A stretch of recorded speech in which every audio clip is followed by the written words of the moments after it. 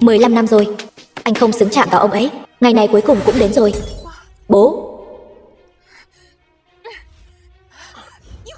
Đồ khốn! Nam Hy, mày dám đánh tao? Đánh mày! Một cái tát sao mà đủ. Nếu như cô không cần cái tay này nữa, tôi có thể giúp cô phế nó.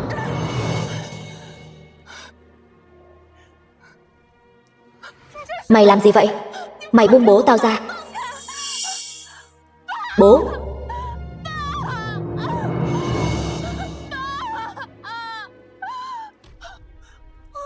Hoắc Tranh, rốt cuộc tôi đã làm gì sai?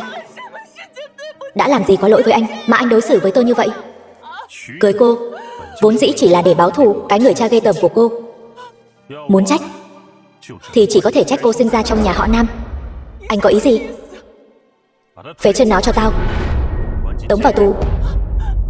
Nam Cẩn Chi, đây là món quà cuối cùng tôi tặng cho ông. Đừng mà.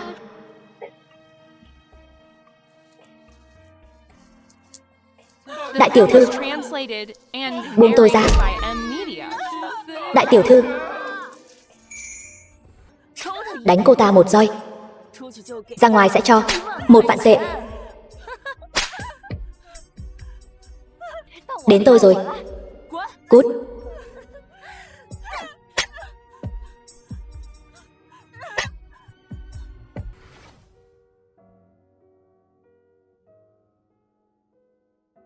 Bố! Bố yên tâm, con nhất định sẽ tìm ra người hãm hại bố, người làm sụp đổ tập đoàn Nam Thị của chúng ta. Không một ai chạy thoát được đâu.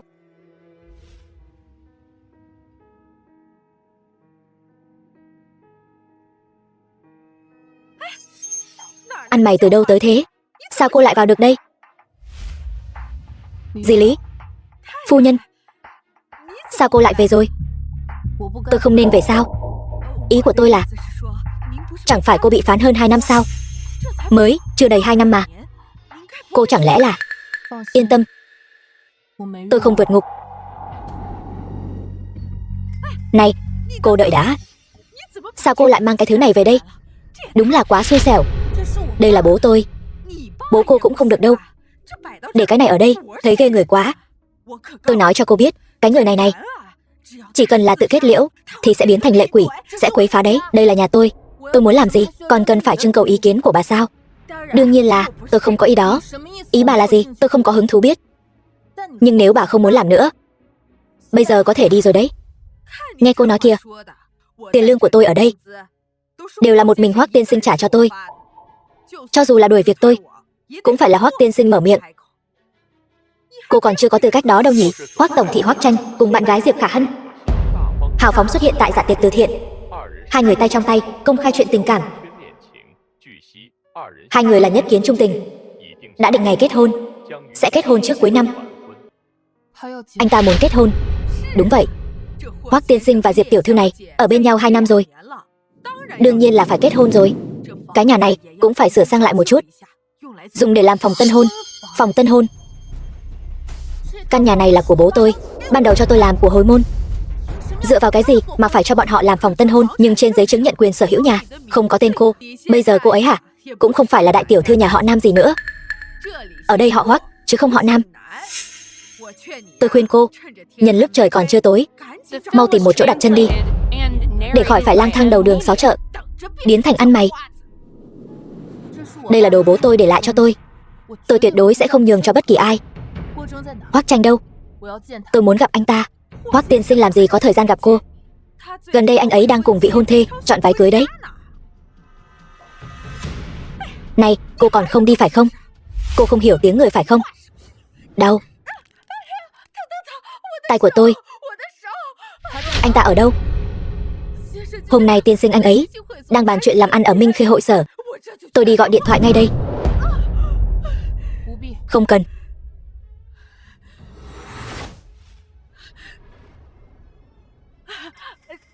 Bẩn quá, để tôi lau cho. Di ảnh của bố tôi để ở đây trước. Nếu như tôi trở lại phát hiện có gì sơ suất, cô cũng biết đấy. Một người từng ngồi tù như tôi thì không sợ gì cả. Yên tâm, tôi sẽ không đụng vào đâu. Một chút tôi cũng không đụng vào.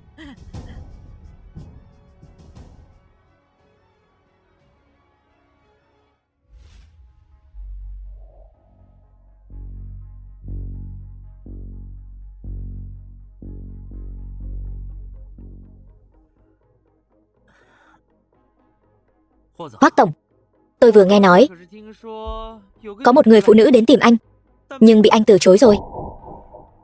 Buôn dưa lên một chút, là ai vậy? Vương tổng nghĩ là ai? Tôi chỉ tò mò hỏi thôi. Vương tổng đã tò mò như vậy, chỉ bằng tự mình ra ngoài xem thử. Cái này, bài này tệ quá. Không chơi nữa nha. Vương tổng, không phải nói gần đây mới đến một lô vũ nương sao? Chúng tôi đợi lâu như vậy rồi, không cho mọi người mở rộng tầm mắt một chút sao? Đi ngay đây. Tôi đi gọi họ đến ngay.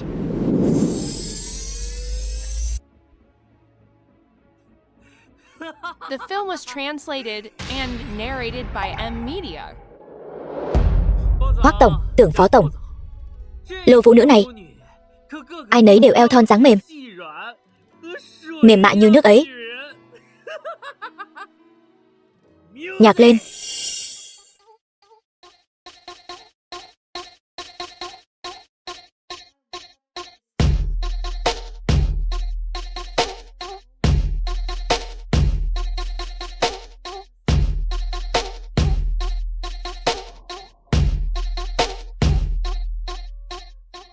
Cái cô vũ nữ này cảm giác không tệ đấy chứ, chỉ là không biết dưới lớp mặt nạ trông như thế nào thôi. Tưởng phó tổng thích. Chuyện này còn không đơn giản sao? Đợi nhảy xong sẽ sắp xếp cho Tưởng phó tổng, đảm bảo khiến Tưởng phó tổng hôm nay hài lòng.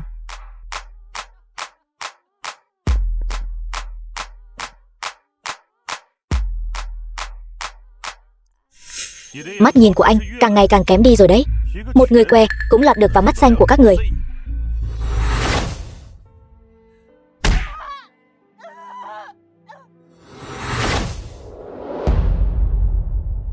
Người què. Hoắc tổng, cô vũ nữ này nhảy tốt như vậy, sao có thể là người què được chứ? Cô nhảy cái gì thế hả?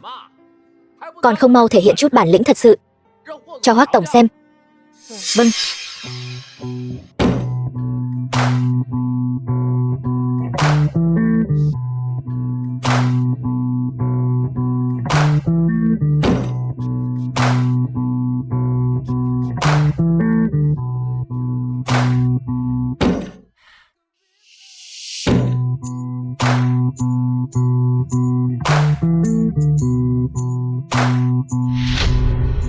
Sao thế này?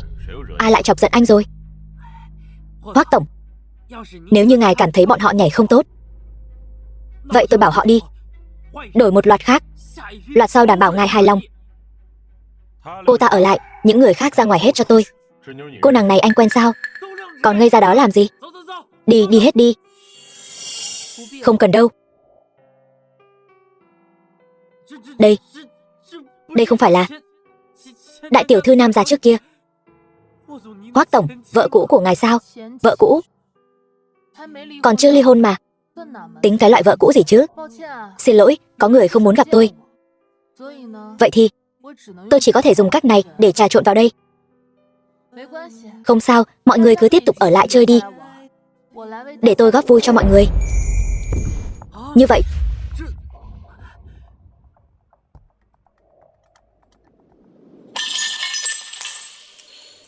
cô có biết đây là nơi nào không? Cô cởi cho ai xem đấy? Vừa nãy mọi người xem không phải rất vui sao? Tôi không có xem. Hoắc tổng, tôi bị mù rồi. Tôi không thấy gì cả. Nam Hy, cô không muốn cái chân còn lại nữa đúng không?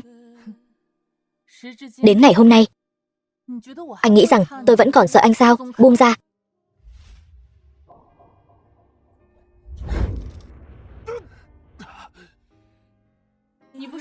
Anh không phải muốn kết hôn với Diệp Khả Hân sao? Tôi đến là để tác thành cho anh. Anh nhìn cho rõ. Là tôi. Muốn ly hôn với anh. Là tôi. Đá anh. Bao nhiêu năm như vậy, ngoài chiếc nhẫn này, anh cũng chưa từng tặng tôi bất cứ món quà nào. Bây giờ, tôi trả lại cho anh. Dù sao cũng ly hôn rồi, giữ lại nó cũng chẳng có tác dụng gì. Chi bằng hủy nó đi. Anh thấy sao? Cô Nam, cô muốn làm gì? Có gì từ từ nói. Cô đừng động tay động chân. Hoác tổng, anh mau tránh ra đi.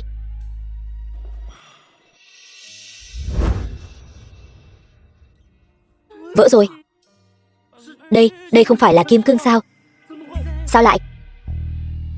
Xem ra chất lượng viên kim cương này cũng bình thường thôi. Hoác Tranh, anh còn có gì là thật nữa? Mấy người xem đủ chưa? Xem đủ rồi, đi thôi. Mau lên, đi hết đi.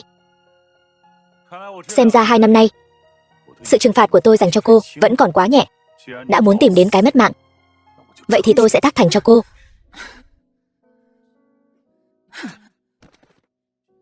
Chi bằng anh cứ lấy mạng tôi đi. Lấy mạng cô quá hời cho cô rồi. Mạng của cô đáng giá bao nhiêu tiền chứ? Cô không phải thích cởi sao? Tôi cho cô tọa nguyện. Cho cô cởi cho đã. Trốn cái gì? Nhìn tôi này. Tôi ghê tởm anh.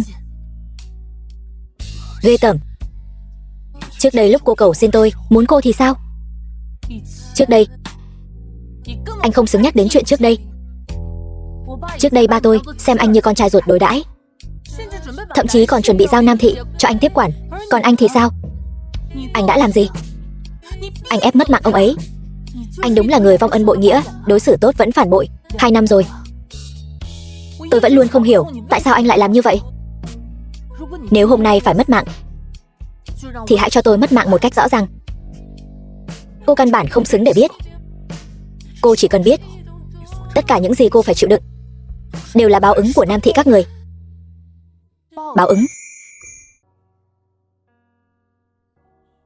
Tiếp tục đi. Sao không tiếp tục nữa?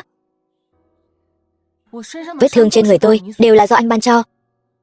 Hoác tiên sinh, anh thích thú ngắm nhìn kiệt tác của mình lắm sao? Cô đúng là khiến người ta chán ghét đến tận cùng. Cút ra ngoài cho tôi.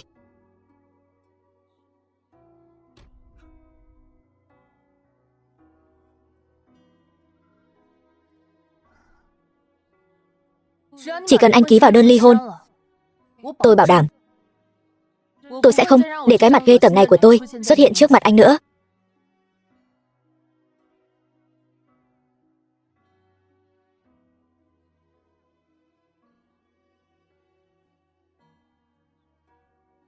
Giấy thỏa thuận ly hôn.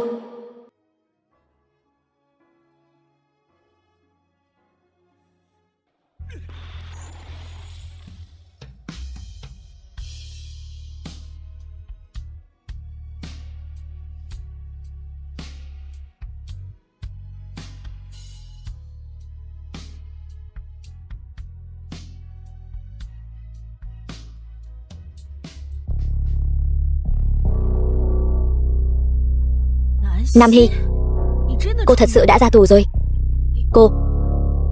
Các người đã làm gì rồi? Cô nói xem. Loại đàn bà trơ trẽn như cô vậy cũng không bằng cô. Đại tiểu thư Diệp gia để chen chân vào cuộc hôn nhân của tôi, mượn danh nghĩa hợp tác, hết lần này đến lần khác leo lên giường của chồng tôi. Cô tưởng tôi không biết sao? Cô, chúc mừng cô nhé, đã thành công chuyển chính thức rồi đấy. Nhưng mà ở chỗ tôi, anh ta cùng lắm cũng chỉ là một tên rác rưởi. Diệp tiểu thư, thật sự cảm ơn cô đã giúp tôi nhặt đi thứ rác rưởi này. Cô tránh ra.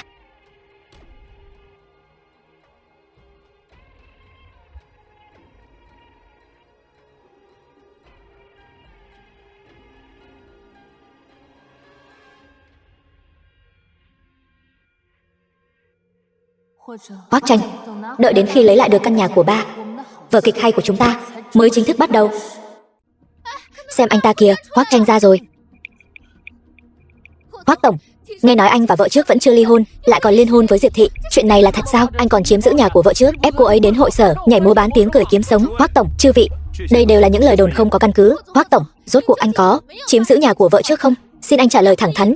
Xin hãy trả lời thẳng thắn. Hoác tổng, đuổi ra ngoài. Xin hãy trả lời thẳng thắn một chút.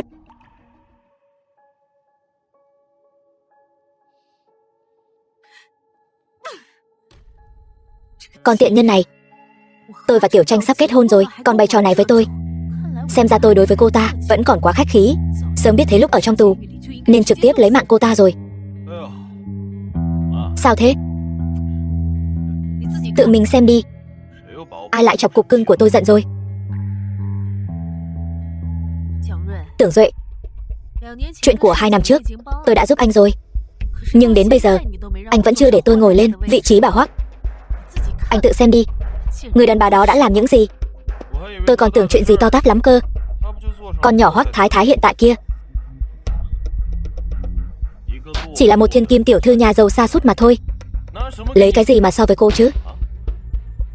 Yên tâm đi, để tôi lo.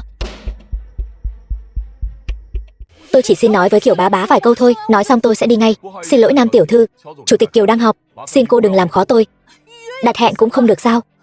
Lịch trình của Chủ tịch Kiều đã kín hết rồi, thật sự không có thời gian. Trông chừng cẩn thận, đừng để người không liên quan vào tập đoàn. Vâng. The film was translated and Mau đi đi. narrated by M Media.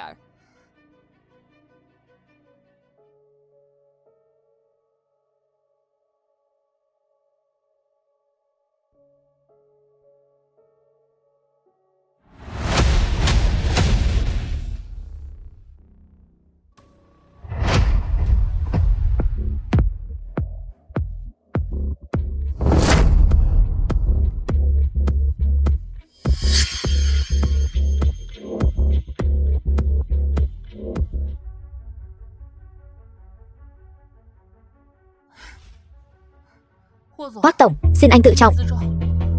Nam Hy, cô tưởng rằng chỉ bằng chút thủ đoạn không đau không ngứa của cô có thể gây ra ảnh hưởng lớn đến tôi sao? Ảnh hưởng đến Hoắc tổng không lớn sao? Đến mức anh phải đích thân đến tìm tôi, tìm cô. Cô đúng là không biết tự lượng sức mình. Trả lại cho tôi. Nhờ phúc của cha cô, mấy trò đê tiện này tôi chơi chán từ 10 mấy năm trước rồi.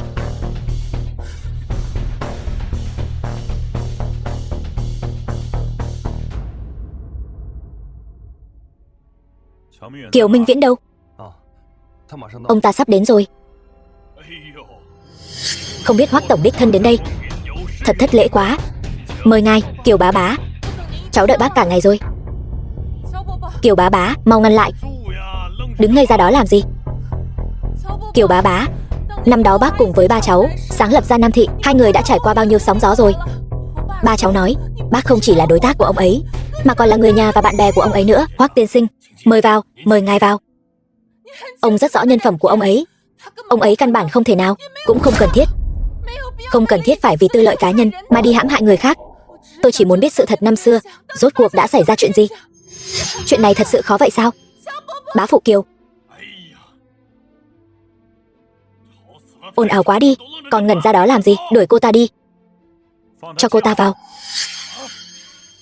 Tôi nói cho cô ta vào. Còn ngẩn ra đó làm gì? Cho cô ta vào đi chứ.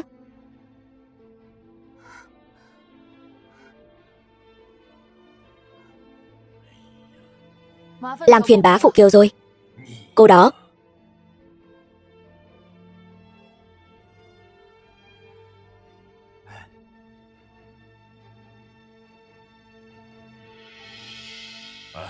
Hoắc tiên sinh, mời vào. Mời ngài. Tiểu Trương, đi. Pha trà cho Hoắc tiên sinh. Hai vị đại thần này, chúng ta không đắc tội nổi vị nào đâu. Lát nữa, liệu cơm mà gắp mắm. Phải pha loại phổ nhĩ ngon nhất đó. Mau đi. Vâng thưa ngài, mới đến một thực tập sinh, cái gì cũng không hiểu, cho nên phải dặn dò thêm vài câu. Chủ tịch Kiều thật là có lòng tốt, đối với một thực tập sinh cũng ân cần như vậy. Xem ra, đối đãi tử tế với con gái của bạn cũ chắc cũng là hợp tình hợp lý thôi. Hiểu lầm. Đều là hiểu lầm cả thôi. Hoắc tiên sinh, tôi làm việc đúng chức trách thôi. Bây giờ tôi đây, với Nam gia không còn chút quan hệ nào nữa. Bá phụ Kiều. Đừng, cô đừng gọi như vậy. Bây giờ tôi, với nhà họ Nam các cô không còn chút quan hệ nào. Thật sự không dám nhận tiếng bá phụ này của cô. Được. Chủ tịch Kiều, tôi cũng không làm khó ngài nữa. Ngài chỉ cần đưa cho tôi bản ghi kia, tôi sẽ đi ngay. Tuyệt đối không dây dưa. Bản ghi gì chứ? Bản ghi gì chứ? Cô đang nói linh tinh gì vậy? Làm gì có bản ghi nào chứ? Ngài nhất định có. Bố tôi khi còn sống đã nói rồi. Đây là thói quen mười mấy năm của ngài. Chẳng lẽ hôm nay tôi ra đường không xem hoàng lịch sao? Sao lại gặp phải hai vị Phật sống này chứ? Đây chẳng phải là muốn chơi mất mạng tôi sao? Chủ tịch Kiều, Hoắc tiên sinh chẳng phải đã nói với cậu rồi sao? Phải dùng loại phổ nhĩ ngon nhất. Cậu pha cái thứ gì thế này? Cái gì cũng phải đích thân tôi làm. Đây chẳng phải là nó sao? Hoắc tiên sinh, ngài ở đây chờ một lát. Tôi đích thân đi pha trà cho ngài. Bá phụ Kiều, Chủ tịch Kiều, ngài chờ một chút. Buông tay.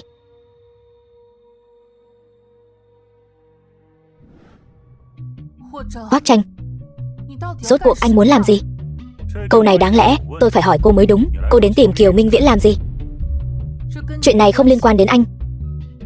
Thật sao?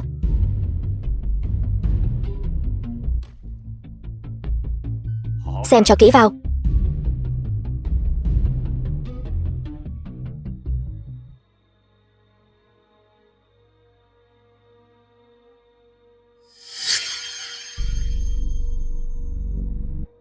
Anh muốn thu mua Kiều Thị 51% cổ phần. Cho nên, bất kể cô muốn lấy gì từ tay hắn, nếu không có sự cho phép của tôi, cô sẽ không có được gì cả. Anh vì đối phó với tôi, thật đúng là đã bỏ ra không ít vốn liếng. Nhưng tôi tin rằng, không phải ai cũng giống như anh, có thể vì lợi ích mà bán đứng tất cả. Cô chỉ cần bước ra khỏi cánh cửa này, thì căn biệt thự đó cô đừng bao giờ mơ tưởng lấy lại được. Hoắc Tranh, anh không phải là chán ghét tất cả những gì từng liên quan tôi sao? Vậy anh giữ lại căn biệt thự đó làm gì? Để ghê tởm chính mình sao? Tôi chán ghét cô, cho nên tôi mới hủy hoại tất cả những gì cô để ý.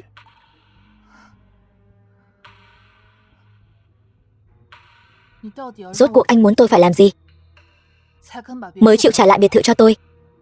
Cầu xin tôi đi. Anh nói gì? Cầu xin tôi đi. Có lẽ tôi sẽ cân nhắc để cô vào ở.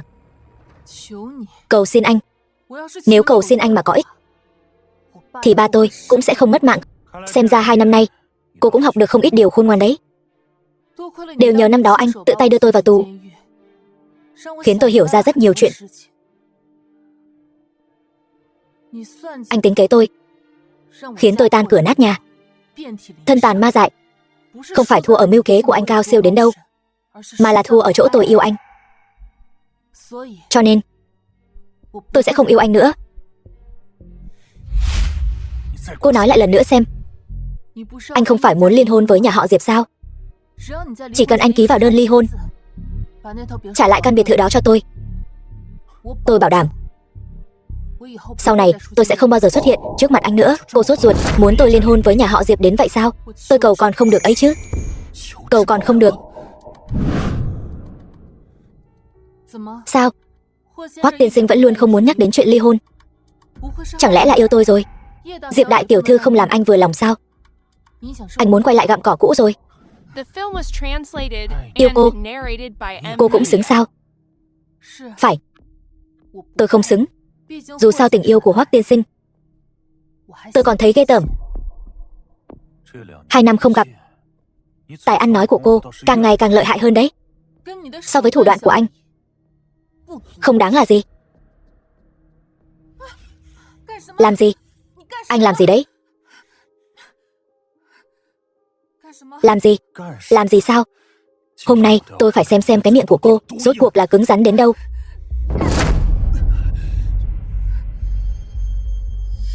Cô thật sự muốn lấy mạng tôi sao? Phải. Tôi chính là muốn làm như vậy đấy. Nhưng trước khi chân tướng chưa được điều tra rõ ràng, tôi sẽ không lấy mạng anh. Đều là do anh ép tôi.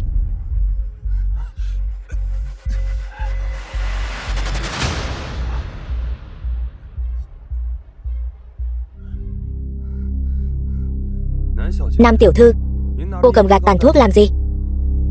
Anh thích sao? Cho anh này. Không phải, chuyện này. Hỏng rồi. Hoác tổng. Hoác tổng, anh không sao chứ? Sao lại chảy nhiều máu thế này?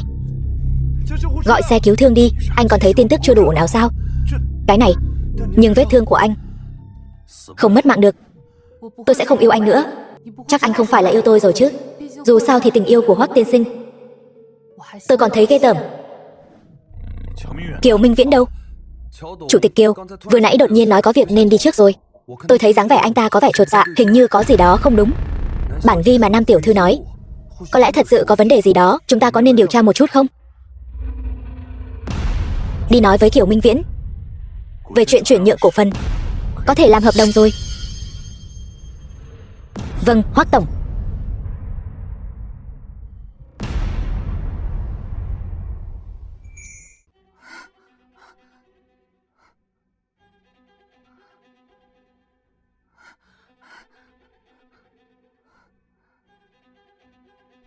Cô thật sự muốn lấy mạng tôi sao?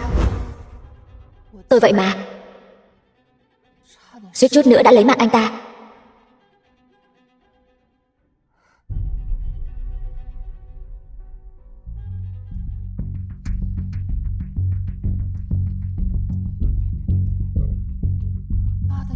Di ảnh của ba vẫn còn ở bên trong. Ai đó? Làm gì vậy? Đứng lại.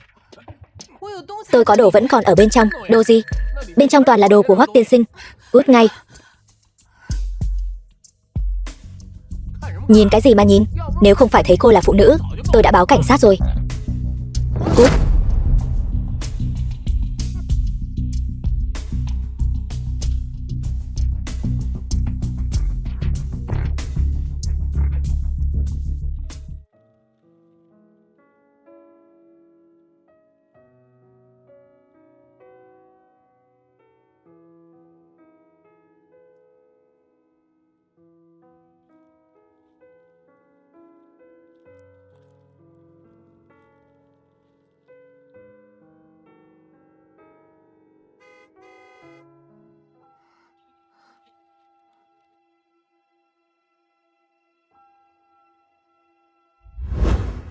Chú Kiều. Chú Kiều. Cô gọi ai đấy? Xin lỗi, tôi nhận nhầm người rồi.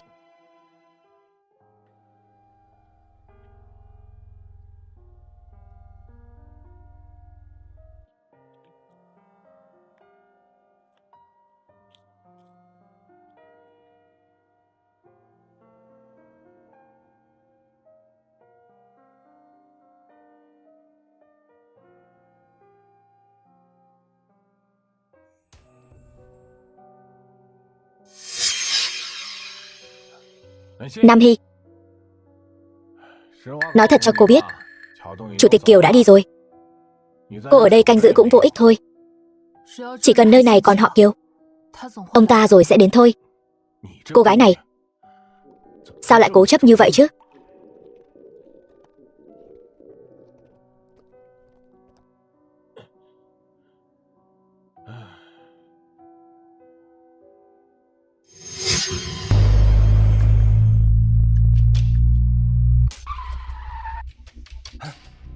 Hoác tổng, đó là xe của Diệp tiểu thư. Cho dù ông ta có đến, cô cũng không gặp được ông ta đâu. Nam Hy, lại gặp nhau rồi. Lời vừa rồi của cô là có ý gì? Nếu Kiều Minh Viễn thật sự muốn Tiểu Tranh mua cổ phần của ông ta, thì sẽ không có khả năng đến để cô gặp đâu. Động não đi.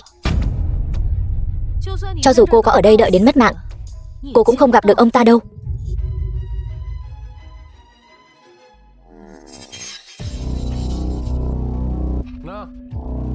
Ăn xin. Mấy món ăn này là đại tiểu thư nhà ta thưởng cho cô đấy, là từ nhà hàng cao cấp gói mang về đấy. Ngồi tù 2 năm rồi, cũng nên ăn chút gì đó ngon đi chứ. Đừng khách sáo. Ăn đi. Sao nào? Trước kia ăn sơn hào hải vị quen rồi, không nuốt nổi đồ ăn cho chó nữa sao? Làm gì đấy? Buông tôi ra.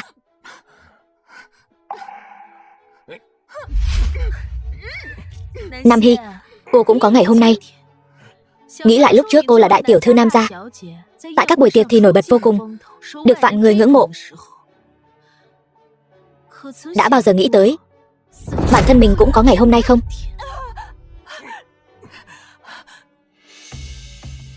Hoắc tổng, cô Diệp này bình thường nhìn dịu dàng lương thiện, không ngờ sau lưng lại độc ác như vậy, lại ra tay tàn độc với Nam tiểu thư.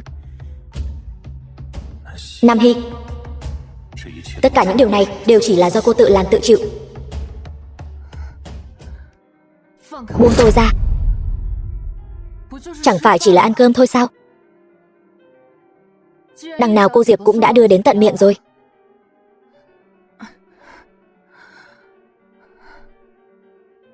Tôi ăn.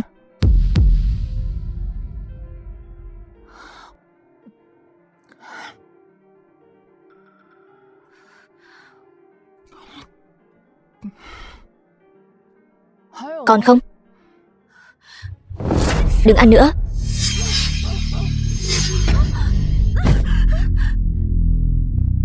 Sao? Chẳng lẽ cô Diệp quá mức đói khát đến mất lý trí rồi sao? Sao bây giờ lại bắt đầu tranh ăn với trò thế này? Nam Hy, tôi thấy cô điên rồi. Thảo nào đến cả loại video đó cũng dám tung lên mạng, thật là không biết xấu hổ. Cô đã thành ra như thế này thì cũng đừng mạnh miệng nữa. Nói đi, cô tìm tôi rốt cuộc là muốn gì? Lấy chi phiếu ra đây.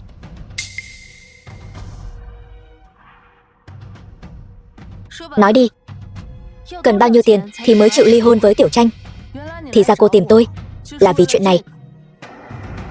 Nhưng mà cô Diệp này, nhờ người thì phải có thái độ nhờ người chứ. Hành vi vừa rồi của cô tôi không thích. Nam Hy, cô đừng có muốn uống rượu phạt. Nhanh lên, rốt cuộc cần bao nhiêu tiền thì mới chịu ly hôn?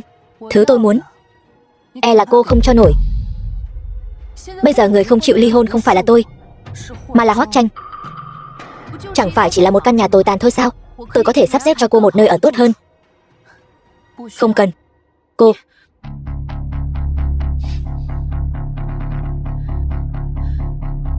cho rằng tôi chỉ có con đường đợi cô ly hôn với Tiểu Tranh thôi sao?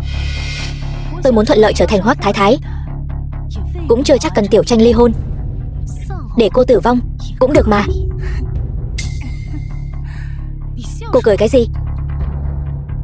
Bạch Nguyệt Quang mà Hoắc Tranh đã tìm biết bao năm, lại là cái loại hàng như cô. Sao Nam Hy lại biết chuyện này? Cô ta biết Bạch Nguyệt Quang này là tôi giả mạo. Không, không thể nào. Chẳng phải cô chỉ dựa vào chút tình cảm cũ với Hoắc Tranh mới có được một chỗ đứng trong giới danh môn Giang Thành này sao? Nói trắng ra, gọi cô một tiếng Diệp gia đại tiểu thư là tân bốc cô đấy. Cô im miệng. Sao? Chạm đến chỗ đau của cô rồi sao? Nhắc đến chuyện cũ với Hoắc Tranh, nhìn bộ dạng này của cô, Hoắc Tranh thật sự xác định bản thân không tìm sai người chứ. Tôi bảo cô im miệng. Cô im miệng cho tôi.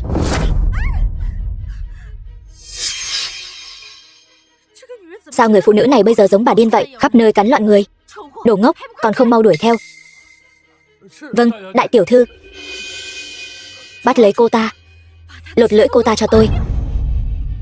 Theo sát. Vâng.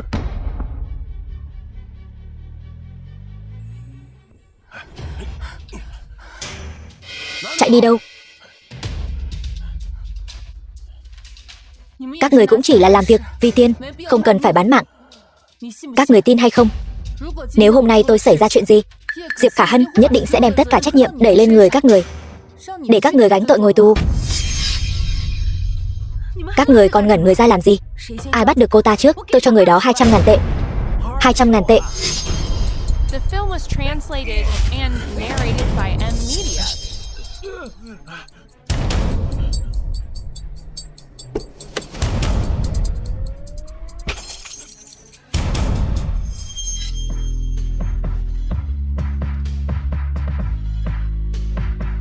Nam Hy, sao cô lại ở đây? Cô không sao chứ? Cẩn thận.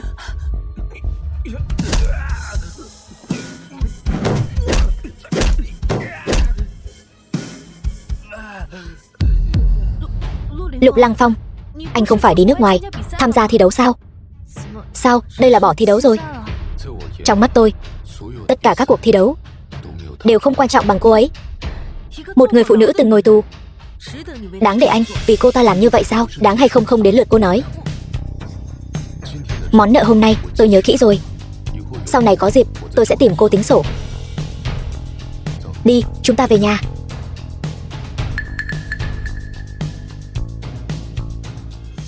Đứng lại.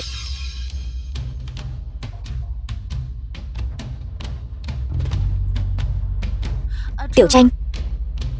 Lục thiếu, anh chuẩn bị dẫn vợ cũ của tôi đi đâu đấy? Anh muốn làm gì? Anh còn chưa trả lời câu hỏi vừa rồi của tôi. Hoắc tổng đã nói là vợ cũ rồi. Vậy thì liên quan gì đến anh? Anh tính là cái thá gì? Hơn nữa tôi và vị hôn thê của tôi đi đâu? Cần phải báo cáo với chồng trước như anh sao? Vị hôn thê. Nam Hy, đây chính là lý do mà cô nhất định phải ly hôn sao? Thì ra là leo lên được Lục gia. Lục Lăng Phong, tôi thấy anh điên rồi. Một người phụ nữ đã ly hôn, từng ngồi tù, còn đang gánh một khoản nợ khổng lồ, anh vậy mà lại muốn cưới cô ta. Tôi cầu còn không được. Cầu còn không được. Mẹ của anh, Lục phu nhân, sẽ không nghĩ như vậy đâu. Chuyện nhà của Lục gia chúng tôi vẫn không cần Hoắc tổng ngài phải lo lắng.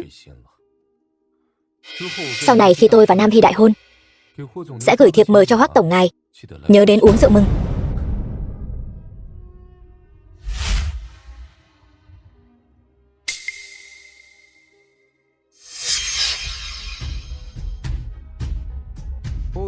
Phải rồi Hoắc tổng, vừa rồi không cẩn thận đụng hỏng xe yêu của anh rồi. Đợi đến khi tôi và Nam Hy kết hôn, anh không cần phải mừng cưới đâu, xem như là trừ tiền mừng. Gặp lại sau.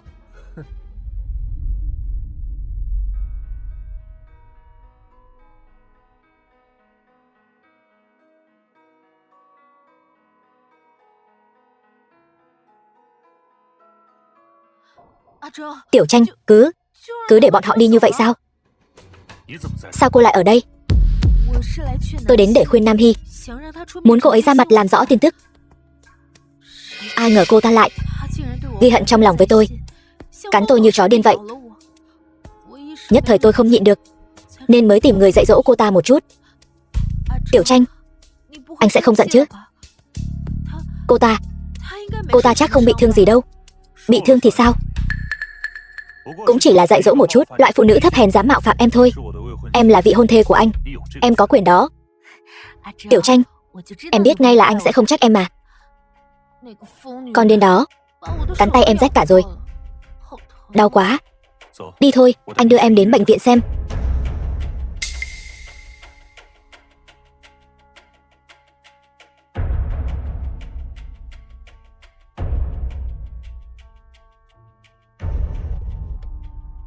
Nam Hy, cô tưởng chỉ dựa vào Lục Lăng Phong là có thể bảo vệ được cô sao?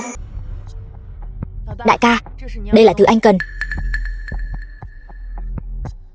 Cảm ơn. Vậy tôi đi trước đây, bọn em luôn sẵn sàng chờ lệnh của anh.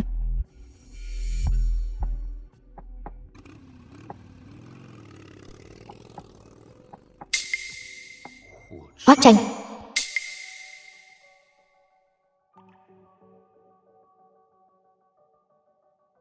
Tiểu Tranh, anh đang nghĩ gì vậy?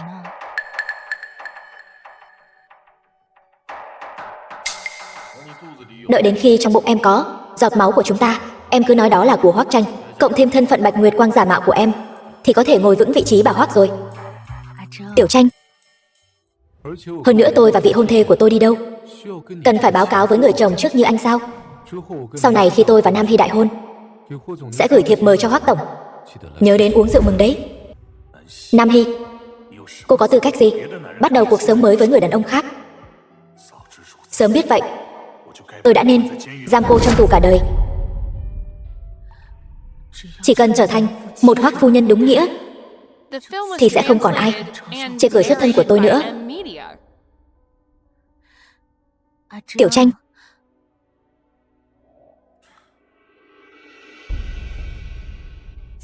sao vậy? Hoắc tổng,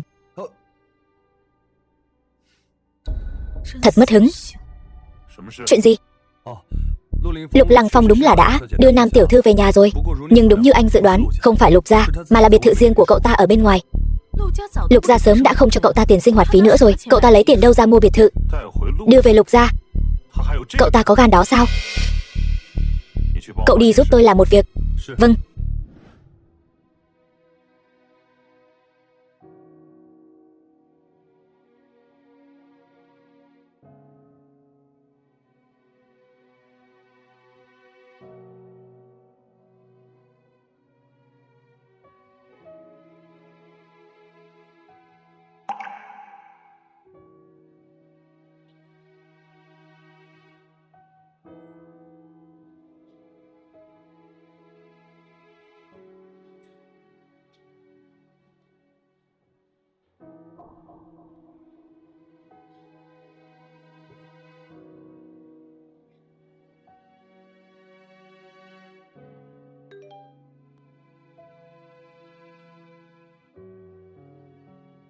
Tôi ra ngoài mua chút đồ.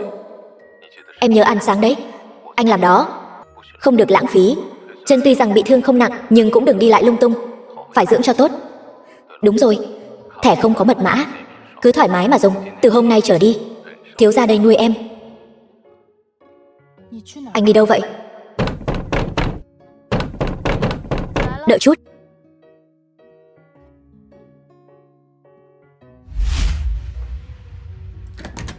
Lục.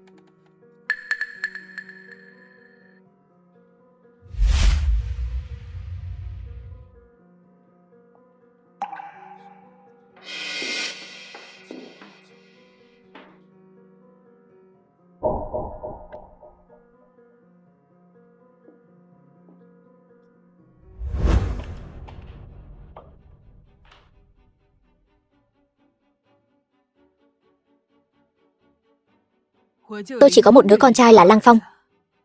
Tương lai nó còn phải kế thừa Lục gia. Tôi tuyệt đối không cho phép một người phụ nữ từng ngồi tù bước chân vào cửa Lục gia tôi. Lục bá mẫu, cháu nghĩ bác đã hiểu lầm rồi. Cháu và Lăng Phong là quan hệ bạn bè. Bạn bè. Bạn bè. Nó sẽ đưa thẻ ngân hàng cho cô, còn cho cô mặc quần áo thân mật như vậy sao? Còn cho cô cùng nó ngủ trên cùng một giường sao? Chúng tôi không có. Không có. Cô nghĩ tôi mù chắc? Cháu nghĩ bác thật sự là đủ rồi. The film was translated and narrated by M Media. Đây là 50 vạn. Bà, ý của bà là gì?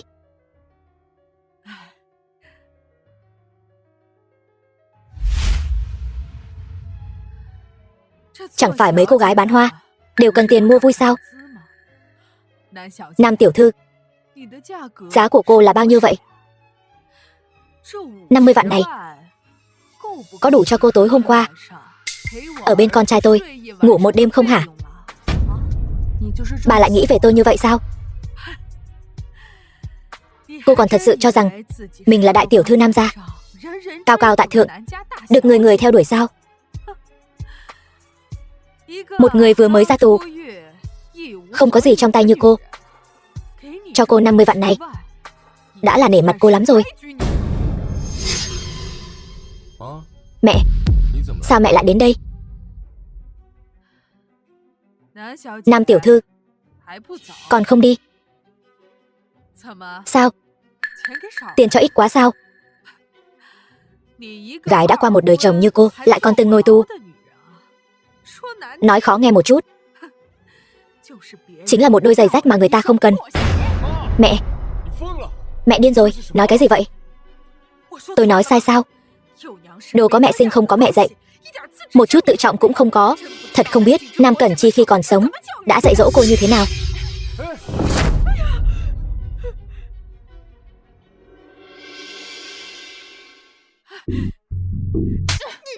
Đồ không biết liêm sỉ nhà mày. Mẹ, Tiểu Hy, em không sao chứ? Bá mẫu Lục, cháu kính bác là người lớn, kính trọng gọi một tiếng bá mẫu. Nhưng bác không có quyền làm nhục cháu, càng không nên làm nhục cha mẹ cháu. Cái tát này cháu coi như trả lại cho Lăng Phong vì ân tình tối qua đã kêu mang cháu.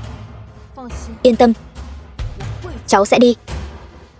Cháu sẽ không đeo bám nhà họ Lục đâu. Hy vọng là vậy. Tiểu Hy, Lục Lăng Phong, con đứng lại cho mẹ. Hôm nay con mà dám bước ra khỏi cánh cửa này, mẹ sẽ khiến con bao nhiêu năm nay tốn bao tâm huyết gây dựng đội xe giải tán hoàn toàn.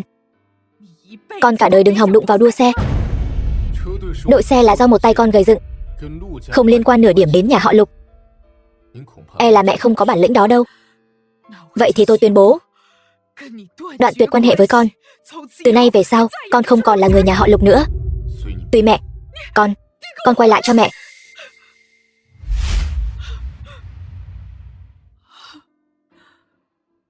Lăng Phong, đừng trách mẹ. Mẹ cũng là bất đắc dĩ. Mẹ tin con, bằng chính con nhất định có thể bảo vệ tốt người con yêu. Hoắc tổng, như vậy không tốt đâu nhỉ? Tiểu Hy, là do tôi từ nhỏ đã nhìn nó lớn lên. Hay là tôi đi khuyên nhủ nó cho tốt, để nó đi là được rồi. Không cần thiết phải. Lục phu nhân sẽ không thật sự cho rằng chuyện đó cứ như vậy mà qua đi chứ? Hoắc tổng, tôi không có ý này. Tôi làm theo là được chứ gì.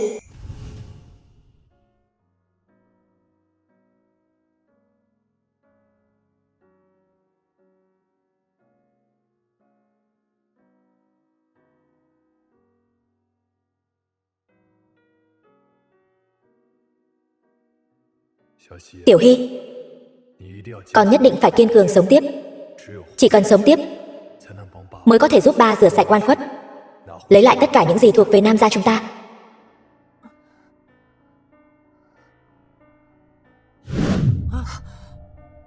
Vòng tay của tôi.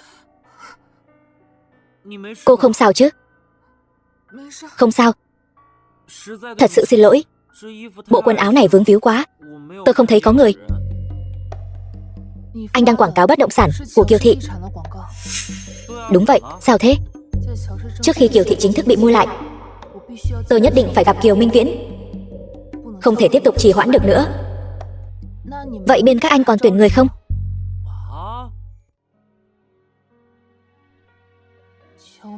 Kiều Minh Viễn, đây là căn bản đã không định rời khỏi tòa nhà này rồi. Phải làm sao đây? Lục Lăng Phong, xin chào, các người có thấy cô gái này không? Không, không có, xin lỗi nha. Xin chào, bạn có thấy cô gái này không? Cao cao gầy gầy và tóc cột đuôi ngựa. Đây là...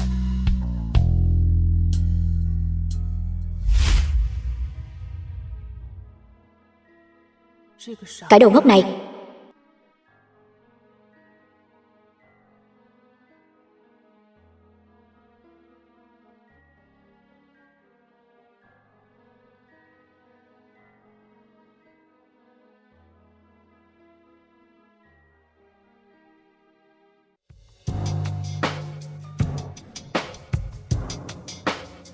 Hoắc tiên sinh vừa cùng vị hôn thê thử lễ phục xong, đã đến tìm người vợ trước này. Công việc của anh thật bận rộn. Nam Hy, cô cũng thật là tự đánh giá mình quá cao rồi đấy. Hợp đồng thu mua, anh đã thu mua Kiều Thị rồi. Xem ra cũng không quá ngu ngốc. Không thể nào. Kiều bá bá từng nói, lúc ban đầu ông ấy sáng lập Kiều Thị là vì mục đích từ thiện và cứu giúp. Ông ấy không thể nào vào lúc này bán công ty đi được. Ông ấy thiếu không phải là tiền, mà là bị người khác uy hiếp. Là anh. Là anh uy hiếp Kiều Bá Bá đúng không? Anh không muốn để ông ấy đưa bản ghi cho tôi, cho nên anh mới dùng thủ đoạn như vậy. Hoắc Tranh, anh thật là hèn hạ. Tùy cô nghĩ thế nào. Dù sao tôi cũng hết hứng thú chơi với cô rồi.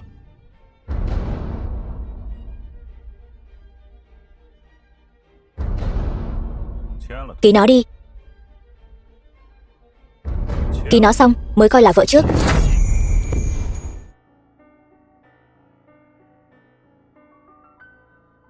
Cái thỏa thuận này tôi không ký.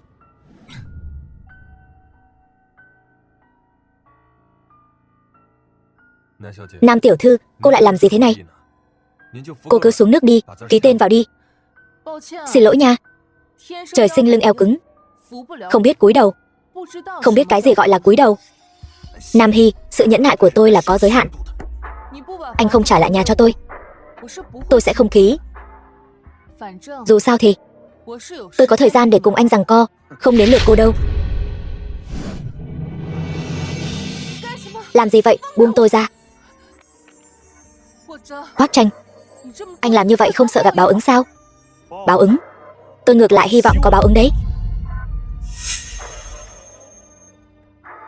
Nam tiểu thư, đắc tội rồi.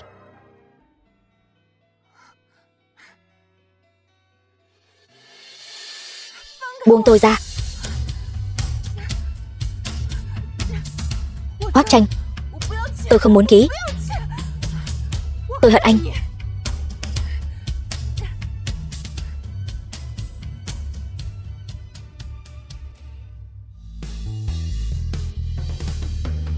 Hoắc tổng. Nam Hy, mấy lời mẹ tôi nói em đừng để trong lòng. Tôi thay bà ấy xin lỗi em. Nam Hy, tôi đã nghĩ kỹ rồi.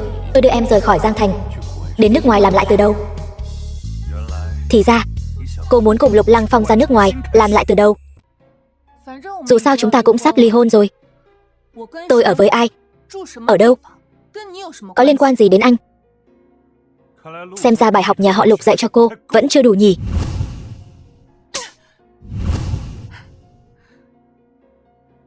Thì ra Lục bá mẫu là anh gọi đến.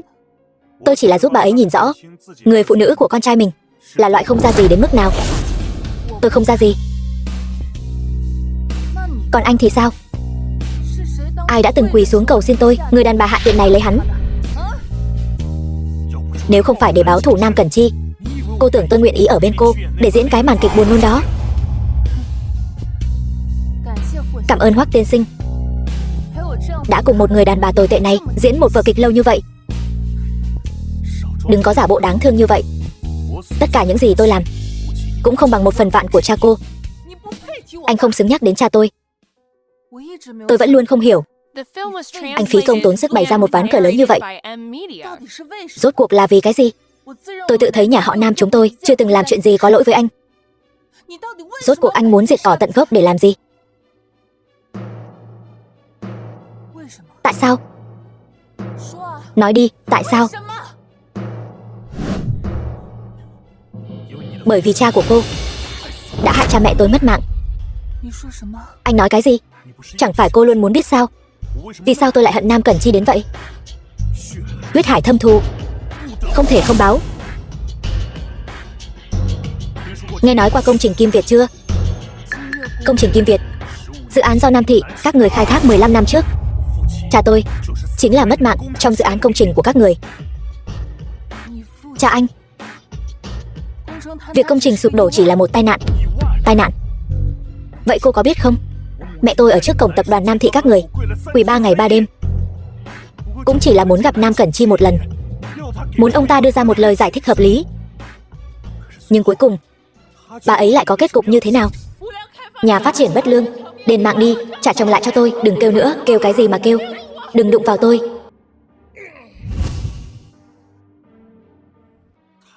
Hai chân của bà ấy bị phế, không chịu nổi đả kích của việc tàn tật suốt đời, nên đã tự kết liễu. Tất cả những chuyện này đều là do cha cô ban tặng. Không thể nào, cha tôi sẽ không làm ra chuyện như vậy. Những chuyện ông ta làm đâu chỉ có thế. Nếu không phải ông ta làm nhiều việc ác, 2 năm trước, ông ta sẽ không có kết cục như vậy. Vừa nãy cô không phải hỏi tôi có sợ bị báo ứng không sao? Tôi nói cho cô biết, tôi không sợ. Thứ tôi sợ là báo ứng đến quá muộn. Ông ta không thể sớm đền mạng. Hoắc tổng, tôi đã nói rồi, cha tôi bị oan. Cô nói với tôi là oan. Vậy cha mẹ tôi mất mạng thảm không oan sao?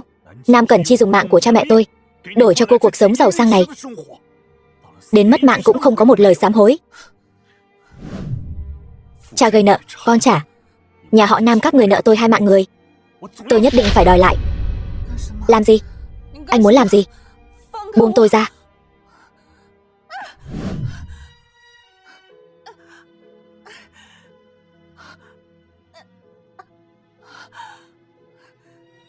Cô còn muốn giở trò gì nữa? Tôi khinh. Cô muốn mất mạng. Diệp Khả Hân.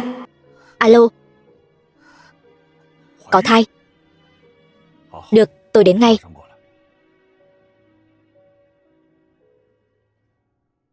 Nam Hy, hôm nay tôi tha cho cô một mạng, nhưng cô nhớ cho kỹ, cô vĩnh viễn không có tư cách làm lại từ đầu.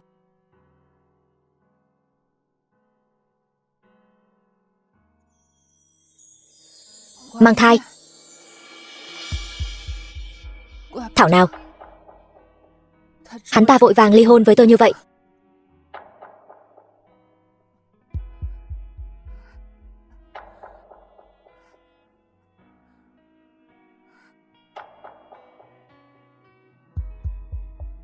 Hoắc Tranh, anh có biết không? Chúng ta cũng từng có một đứa con. Một đứa trẻ còn chưa kịp nhìn thế giới này đã bị anh hại mất mạng. Anh nói Nam ra nợ anh 2 mạng, nhưng tôi đã sớm trả hết rồi. Nam Hy.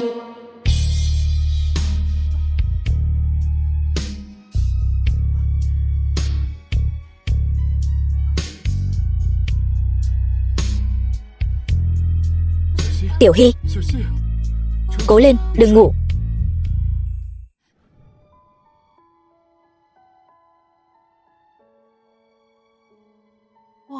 Đẹp trai quá. Tôi mới chỉ nhìn thấy anh ấy một lần trên TV, vừa đẹp trai vừa giàu có, đúng là tổng tài.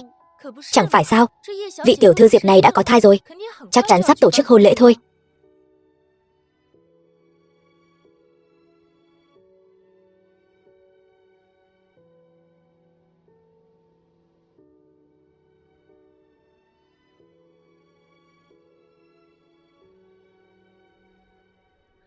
Tiểu Tranh, anh nói xem, con của chúng ta là con trai hay con gái thì tốt hơn? Đều tốt, chỉ cần khỏe mạnh là được. Em cũng thấy vậy, chỉ cần bình an là được.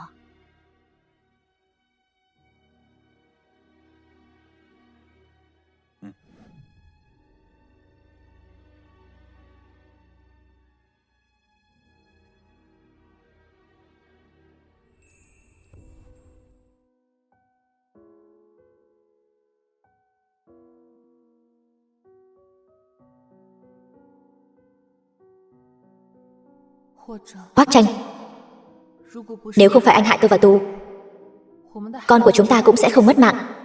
Nếu như anh biết anh đã hại mất mạng con của mình, liệu có hối hận về những việc mình đã làm không? Kiều bá bá. Bác sĩ, tình hình con gái tôi thế nào rồi?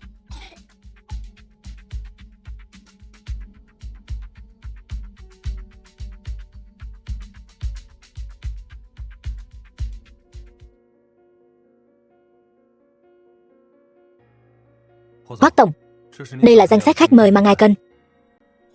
Các công việc chuẩn bị cho hôn lễ cũng cần được sắp xếp nhanh chóng. Có phải vì Diệp tiểu thư mang thai nên ngài mới rời ngày cưới lên sớm hơn không? Sao?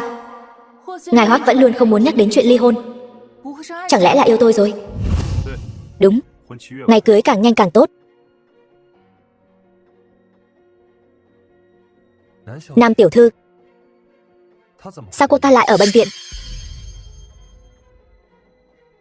Đó chẳng phải là chủ tịch Kiều sao? Bọn họ lại đang giở trò gì vậy? Ngoài việc theo dõi và chụp trộm những thủ đoạn hèn hạ này, bọn họ còn có bản lĩnh gì nữa? Hoắc tổng, có lẽ Kiều tổng đang nắm trong tay thứ mà Nam tiểu thư muốn. Có thể chứng minh Nam Cẩn Chi 2 năm trước là bị người phụ nữ này thật sự vẫn chưa từ bỏ, còn muốn điều tra chuyện 2 năm trước.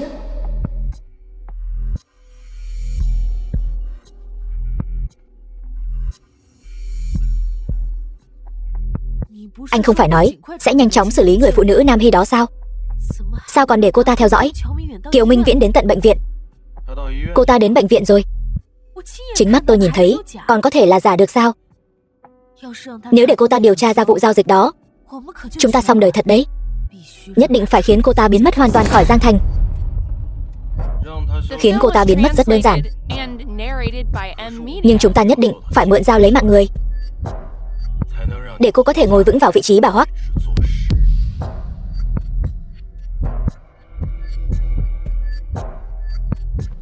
Chuyện này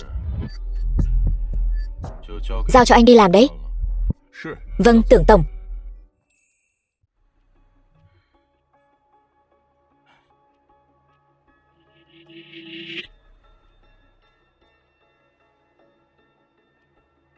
Nam Hy phải không? Anh muốn làm gì? Làm gì? Không nhìn ra sao? Có người muốn bỏ tiền ra mua mạng của cô. Cô nói xem tôi là ai? Ai muốn lấy mạng tôi? Là Hoắc Tranh hay là Diệp Khả Hân?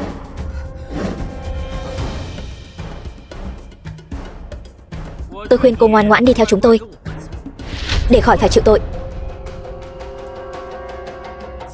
Bác Kiều, cứu mạng. Đi mau. Rượu mời không uống, lại thích uống rượu phạt, tự tìm mất mạng. Trói lại, mang đi.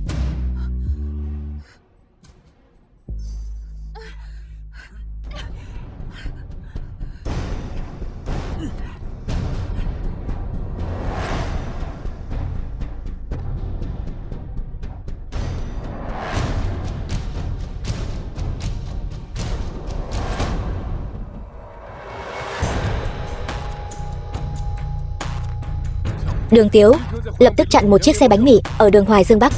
Số xe là 40K. Nhanh. Vâng, đại ca. Thành thật chút. Đại ca, 1.000 vạn còn lại đã vào tài khoản rồi. 1.000 vạn? Ra tay lớn như vậy để mua mạng của tôi. Lát nữa ném cô ta lên thuyền, bán đến Miến Điện, chúng ta còn có thể kiếm đậm một khoản. Không được, không thể ngồi chờ mất mạng như vậy được. Đại ca, phía sau hình như có người đang đuổi theo chúng ta. Người phụ nữ này lại còn có cả người giúp đỡ. Lái nhanh lên, bỏ bọn chúng lại.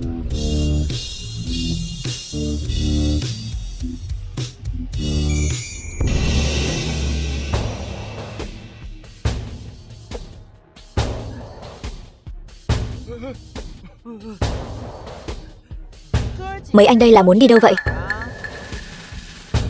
Đại ca, tha mạng, đừng động thủ. Chúng tôi cũng chỉ là làm việc theo lệnh. Tha cho chúng tôi đi, anh tha cho chúng tôi đi mà. Chúng tôi không dám nữa đâu. Tha mạng. Tất cả quỳ xuống hết cho tao. Tôi quỳ.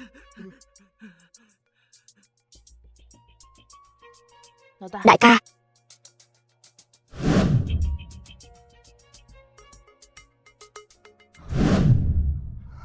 Nam Hy là tôi. Lăng Phong.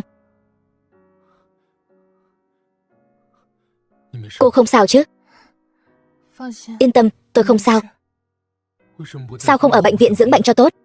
Sao lại không từ mà biệt? Tôi.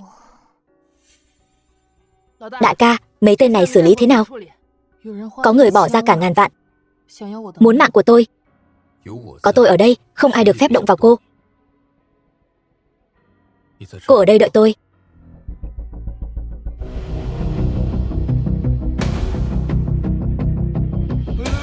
Đừng động thủ, đừng động thủ. Đại ca, chúng tôi cũng chỉ là làm việc theo lệnh. Xin hãy tha cho chúng tôi. Ai phái các người đến? Tôi không biết. Nếu như hắn không biết, vậy thì anh nói đi.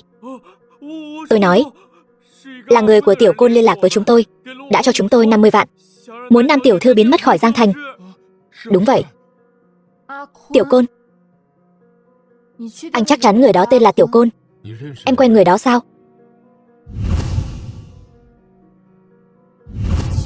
Đâu chỉ là quen. Tiểu Côn là người của Hoắc Tranh. Hoắc Tranh?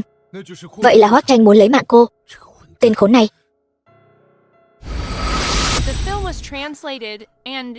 Bởi vì cha của cô đã hại mất mạng cha mẹ của tôi. Anh ta là vì báo thù. Báo thù gì? Anh ta hận cha tôi đến tận xương tủy, cũng hận tôi đến tận xương tủy. Cho nên anh ta muốn lấy mạng tôi. Chắc chắn là ba tôi bị anh ta hại mất mạng.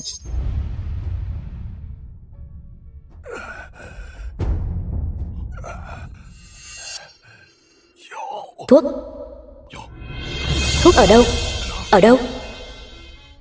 Tìm thấy rồi.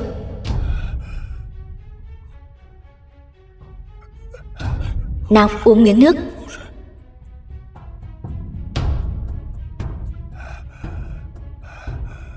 The film was translated and narrated by M Media. Nam Cẩn Chi, ông không chịu ký tên chịu trách nhiệm cũng không sao. Con gái ông là người đại diện pháp luật của công ty. Chúng ta có rất nhiều cách để nó gánh cái nồi này. Các người quá đáng lắm rồi. Cẩn Chi, mau gọi cấp cứu, mau cứu người. Cẩn Chi, gọi cấp cứu sao? Tôi thấy Chủ tịch Kiều muốn để các vị cổ đông ở đây cùng nhau vào tù bóc lịch đấy. Bố tôi không phải mất vì tai nạn. Bố tôi là bị bọn họ hại mất mạng. Người của hội đồng quản trị đều là hung thủ lấy mạng người. Đừng khóc. Chúng ta nhất định sẽ lật lại vụ án cho bá phụ. Giọng nói cuối cùng trong máy ghi âm chắc là hung thủ trực tiếp hại mất mạng bá phụ. Giọng của người đó. Đại ca, có tin tức rồi. Kiều Minh Viễn hắn. Thật ngại quá. Có phải tôi đến không đúng lúc rồi không? Sao lại khóc thế này? Lão đại, có phải anh bắt nạt người ta không? Không sao.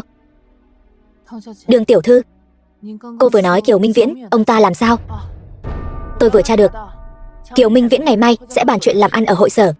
Đặt mấy phòng lớn rồi. Các người định? Theo như ghi âm, việc hội đồng quản trị phản bội không phải Kiều Minh Viễn tự nguyện. Bây giờ ông ta đã tìm được chủ mưu đứng sau. Đây là bước đột phá lớn nhất. Cái tên khốn này liệu có chịu mở miệng không? Trước đây chúng ta chỉ tìm đoạn ghi âm này thôi, đã tốn của đại ca bao nhiêu công sức rồi. Hắn sẽ...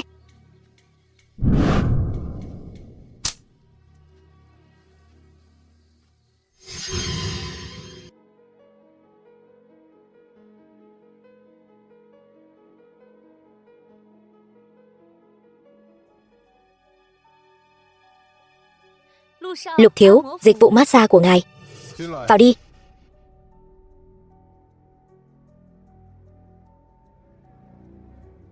Các người làm gì vậy?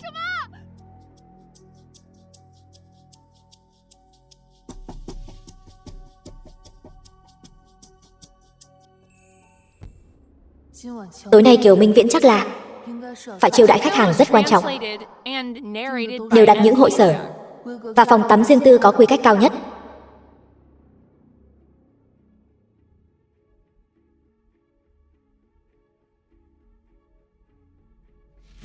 Xin chào, dịch vụ massage. Vào đi.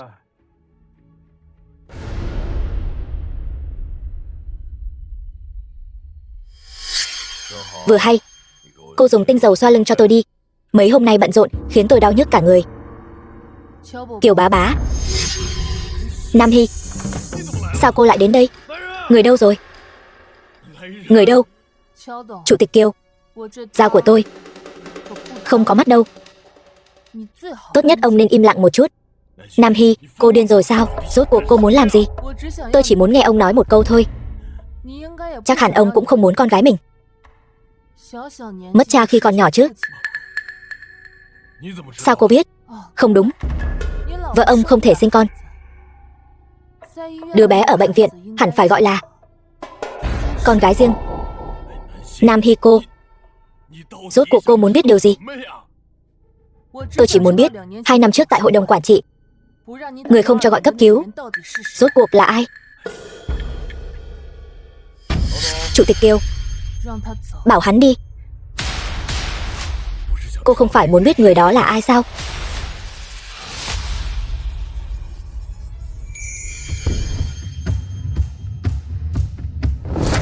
Tưởng phó tổng.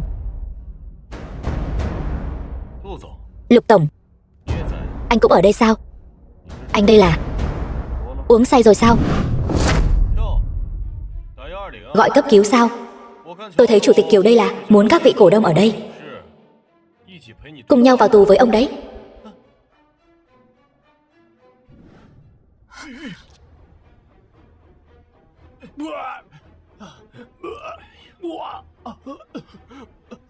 Làm gì vậy? Hét lớn thế làm gì? Chỉ là một bộ quần áo thôi mà. Lát nữa tôi đền cho. Cùng nhau uống một ly nhé. Muốn uống thì tự anh uống đi. Không ai uống với anh đâu. Phục vụ. Đưa Lục tổng về phòng.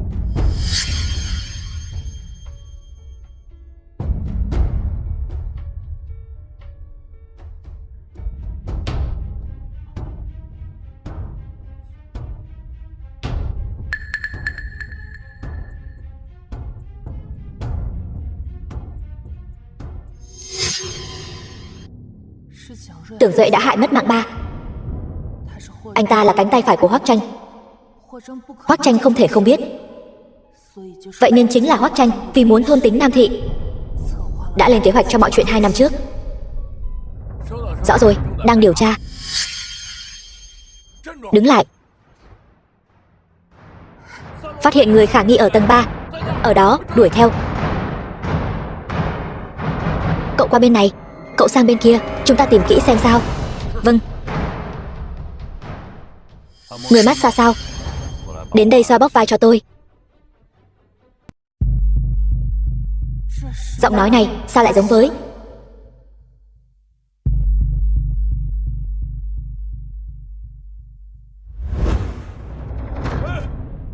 Cẩn Chi?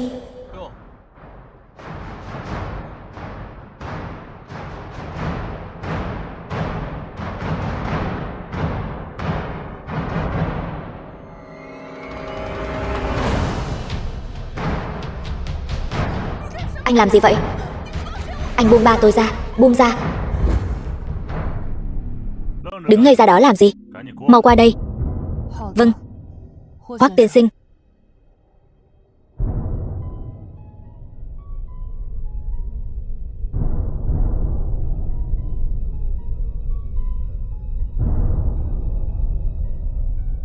Anh ta và Tưởng Duệ đã làm biết bao nhiêu chuyện mờ ám rồi.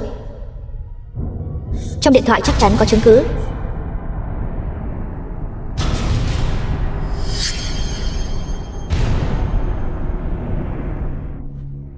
Thứ thuốc này cô cầm lấy. Nếu Kiều Minh Viễn không chịu khai ra, chỉ cần vài giọt thôi là có thể khiến người ta mất trí.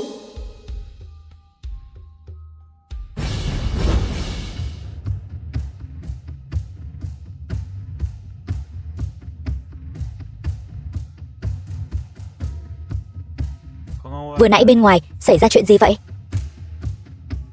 Hình như là có khách uống say gây chuyện. Vậy sao? Quản lý đã đi giải quyết rồi.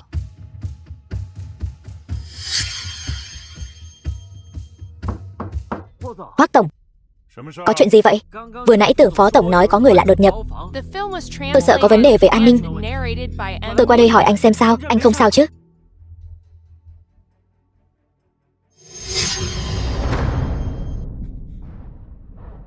Nam Hy, sao cô lại ở đây?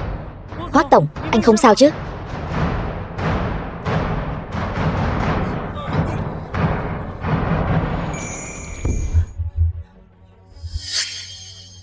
Hoắc tổng, tôi không thấy gì cả. Mọi người cứ tiếp tục. Nhìn gì nữa, mau đóng cửa lại.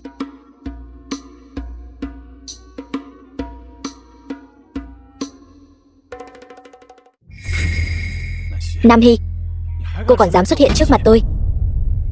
Nếu Hoắc tổng không muốn bị người khác nhìn thấy mình cùng vợ cũ tắm chung, cứ việc kêu lớn lên đi. Cô còn nhớ cô là vợ cũ của tôi đấy. Ăn mặc như vậy đến quyến rũ chồng cũ của mình sao? Ai nói là đến quyến rũ anh? Vậy cô còn muốn quyến rũ ai? Anh chỉ là chồng cũ của tôi thôi. Tôi quyến rũ ai, anh không quản được đâu nhỉ? Cô sao nào? Chóng mặt không? Cô đã làm gì vậy? Yên tâm, không mất mạng được đâu. Tôi chỉ là bỏ trong đây chút thuốc mê thôi. Thuốc mê? Cô muốn báo thù?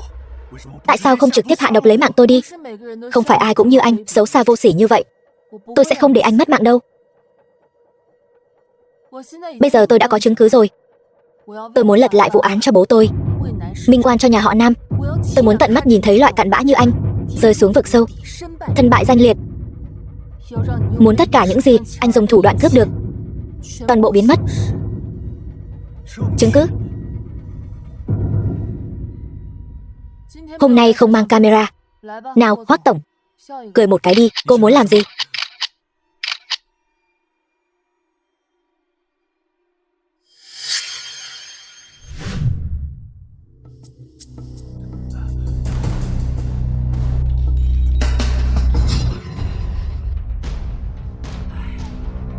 Chơi mãnh liệt quá.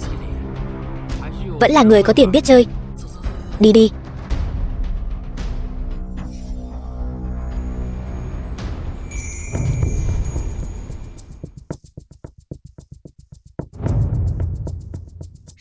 Lên xe. Ngồi vững nhé.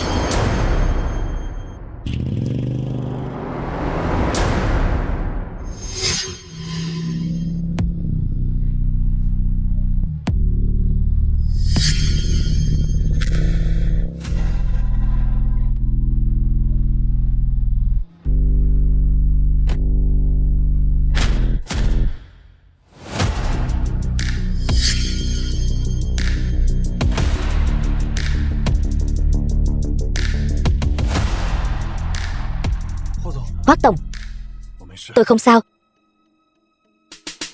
Trong ứng ngoại hợp, màn kịch này của Lục Thiếu diễn thật là đặc sắc. Quá khen rồi. Sao bằng được Hoắc tổng? Mấy năm trước ngài đã vì tính kế Bắc Nam mà dựng màn kịch lớn kia. Các người làm ra một màn như vậy chính là vì tìm được Kiều Minh Viễn. Các người có thể hỏi được gì từ miệng ông ta? Từ miệng ông ta, Hoắc tổng sợ chúng tôi hỏi ra cái gì? Chẳng lẽ là đang lo lắng những chuyện dơ bẩn làm sau lưng bị công khai trước mọi người? Dơ bẩn e rằng cũng không bằng các người đâu nhỉ. Thôi đi, đừng ra vẻ nữa. Nam Hy lúc trước theo anh quả thật là mù quáng. Nam Hy đâu? Bảo cô ta ra đây. Hoắc tổng, anh còn gì muốn chỉ giáo nữa? Nam Hy, cô sẽ không cho rằng chỉ dựa vào cô và cả những người phía sau cô là có thể đối đầu với nhà họ Hoắc rồi chứ? Có thể đối đầu hay không? Thử một chút chẳng phải sẽ biết sao. Thật không biết lượng sức. Đưa cô ta lại đây cho tôi. Vâng, Hoắc tổng. Hoắc Tranh, anh dựa vào cái gì mà cho rằng có thể bảo tôi rời xa Nam Hy?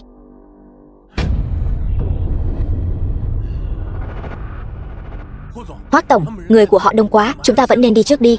Câm miệng. Đây chính là chỗ dựa của cô. Thì sao nào? Hoắc Tranh, hiện giờ sau lưng Nam Hy có tôi và toàn bộ đội đua Lăng Phong làm hậu thuẫn. Nếu anh còn dám động đến một sợi tóc của cô ấy, với tầm ảnh hưởng của đội đua Lăng Phong, đủ để khiến danh tiếng của tập đoàn Hoắc Thị bị hủy hoại trong chốc lát. Hoắc Tranh, còn thủ đoạn gì nữa thì cứ dùng hết đi.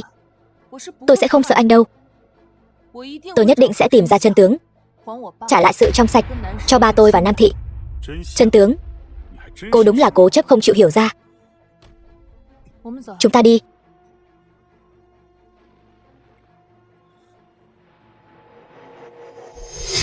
Phải rồi. Hoắc tiên sinh, nếu không muốn những tấm ảnh này bị công khai cho mọi người biết, thì mời anh trước sáng mai trả lại nhà cho tôi.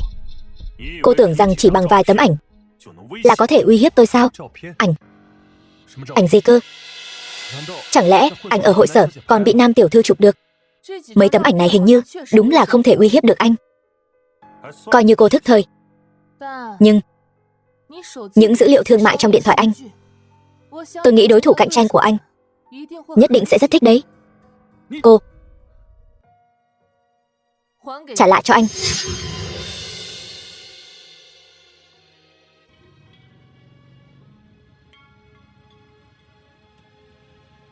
Hoắc tổng, có cần báo trước cho các bên truyền thông một tiếng không, để tránh Nam tiểu thư tung ảnh lung tung? Cô ta không dám. Chuyện căn nhà giải quyết thế nào? Cho cô ta.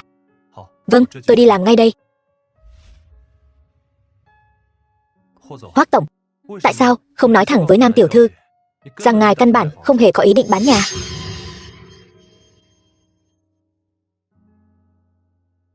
Nam Hy, tôi muốn xem cô có thể gây ra sóng gió gì.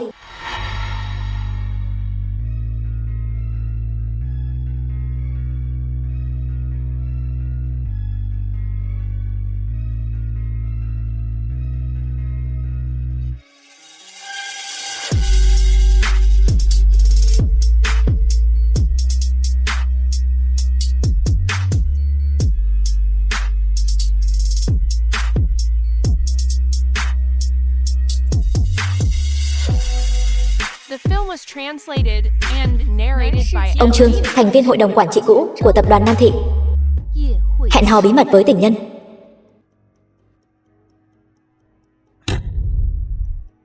Xem cho kỹ vào. Tập đoàn Nam Thị, thành viên hội đồng quản trị cũ. Ông Cố tham ô hối lộ.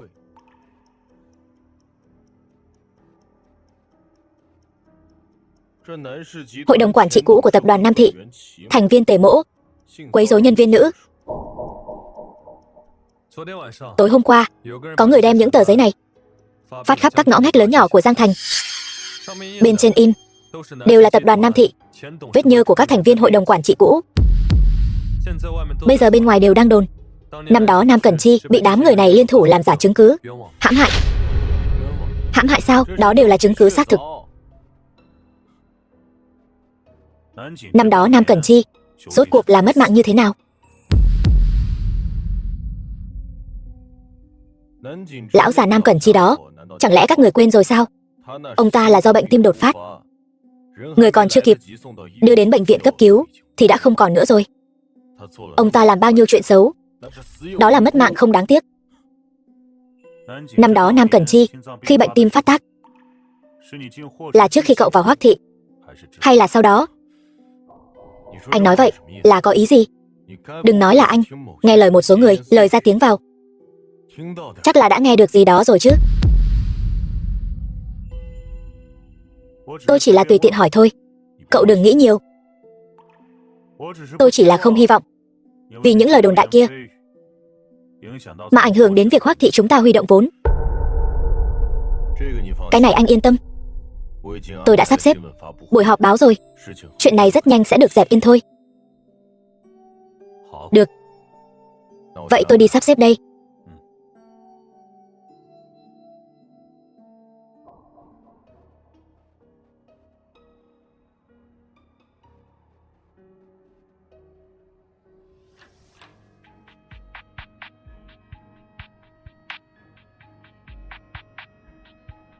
Hoắc tổng, ngài vẫn còn nghi ngờ Phó tổng tưởng vào 2 năm trước trong vụ án sáp nhập tập đoàn Nam Thị đã động tay động chân sao? Tìm được Kiều Minh Viễn chưa? Đã sắp xếp người đi tìm rồi. Nhưng kể từ lần trước, sau buổi tiệc suối nước nóng đó, cứ như là bốc hơi khỏi nhân gian vậy, biến mất không một dấu vết.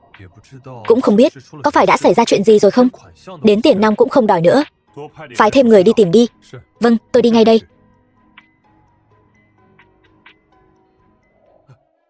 Hoắc tổng đến rồi.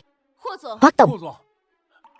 Hoắc tổng, 2 năm trước, tập đoàn Hoắc Thị có sử dụng thủ đoạn không chính đáng để thu mua Nam Thị hay không?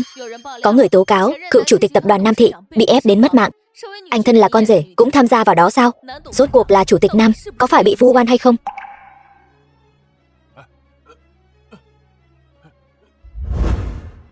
Xin chư vị hãy bình tĩnh.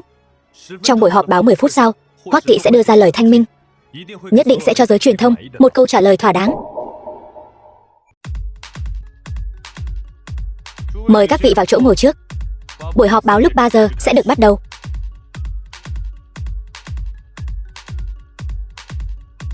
Được rồi.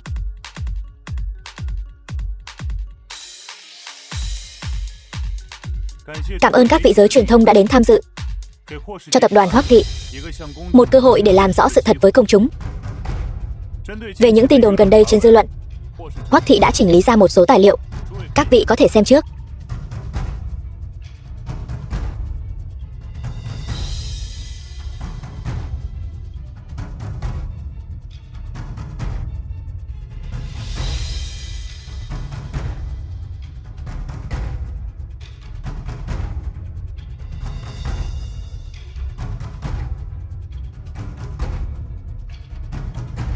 Những tài liệu này đủ để chứng minh 2 năm trước tập đoàn Hoắc Thị vụ sáp nhập Nam Thị, tất cả các quy trình đều hợp pháp và tuân thủ quy định, không tồn tại bất kỳ sự cạnh tranh không chính đáng nào. Hoắc tổng, trên mạng lan truyền tin đồn rằng ngài ép buộc các thành viên hội đồng quản trị của tập đoàn Nam Thị cấu kết bức tử tập đoàn Nam Thị, cố chủ tịch Nam Cẩn Chi. Chuyện này có thật không? Đều không phải sự thật. Tôi có bản nhận tội và hối cải, có chữ ký của Nam Cẩn Chi. Nam Cẩn Chi tham ô nhiều công quỹ, mua vật liệu kém chất lượng, vậy thì mất mạng cũng đáng. Nghe nói lô thép đó còn chưa đưa vào sử dụng đã được Hoắc tổng kịp thời tố cáo. Hoắc tổng đại nghĩa diệt thân, vậy mà còn có người vu khống anh ta. Anh ta đang nói dối. Đó căn bản không phải là chữ ký của bố tôi. Nam đại tiểu thư, Nam Hy, cô làm thế nào mà trà trộn vào đây được? Nam tiểu thư, những lời cô vừa nói là có ý gì? Tôi có ý gì sao? Mọi người xem cái này là biết.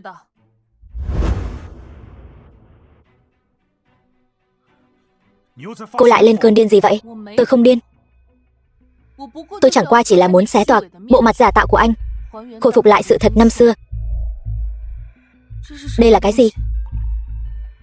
Đây là của Nam Thị, hợp đồng lưu trữ. Trên mỗi một bản đều có chữ ký của bố tôi. Các vị có thể xem một chút. So với bản hối cải này, có gì khác nhau? Hoắc tổng, rõ ràng đây chính là chữ ký giống hệt nhau. Có gì khác nhau sao? Mỗi lần sau khi bố tôi ký tên, đều sẽ ở góc dưới bên trái của tên thêm một dấu chấm. Mở to mắt chó của cô ra mà nhìn cho kỹ. Cô, các vị có thể xem một chút. Bản hối cải này có không? Đúng thật này. Góc dưới bên trái của tôi có một chấm này, còn trên kia thì không có. Bản của tôi cũng vậy. Những điều này đủ để chứng minh bản hối cải mà Hoắc Thị đưa ra căn bản là giả mạo. Hoắc tổng, chẳng lẽ bản hối cải này là giả sao? Đây không phải là tưởng phó tổng đích thân mang về sao? Hoắc Tranh, chẳng lẽ anh không nên đưa ra một lời giải thích hợp lý sao? Giải thích? Tôi dựa vào cái gì phải giải thích cho cô? Là anh không muốn đưa ra, hay là căn bản không đưa ra được? Nam Cẩn Chi tham ô hối lộ, chứng cứ xác thực. Tòa án đã tuyên án từ 2 năm trước rồi. Có hay không có bản hối cải, tội ác của hắn đều đã là sự thật. Nếu không phải lúc đó hắn đột phát bệnh tim mà mất mạng, hai cha con các người đáng lẽ phải cùng nhau vào tù. Nếu như cô trí nhớ không tốt như vậy, tôi không ngại nhờ người giúp cô sao chép thêm vài tờ bản án. Đột phát bệnh tim. Hoắc Tranh, có phải anh nói dối lâu quá, đến bản thân cũng không phân biệt được thật giả không? Anh tự hỏi lòng mình đi. Bố tôi thật sự mất mạng vì đột quỵ tim sao? Rốt cuộc cô có ý gì? Ra đi.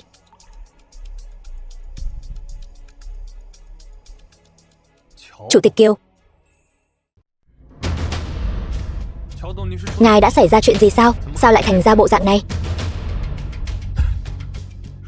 Nói ra thì dài dòng.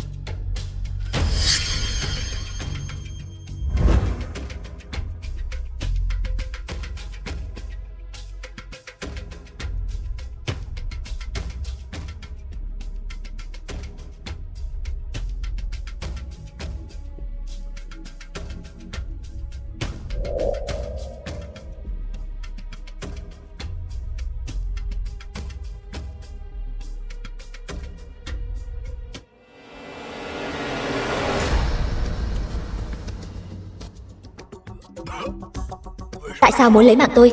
Tôi đối đãi với anh không tệ. Chủ tịch Kiều, Ai bảo ông đắc tội với Hoắc thị? Tôi chỉ có thể tiễn ông lên đường thôi.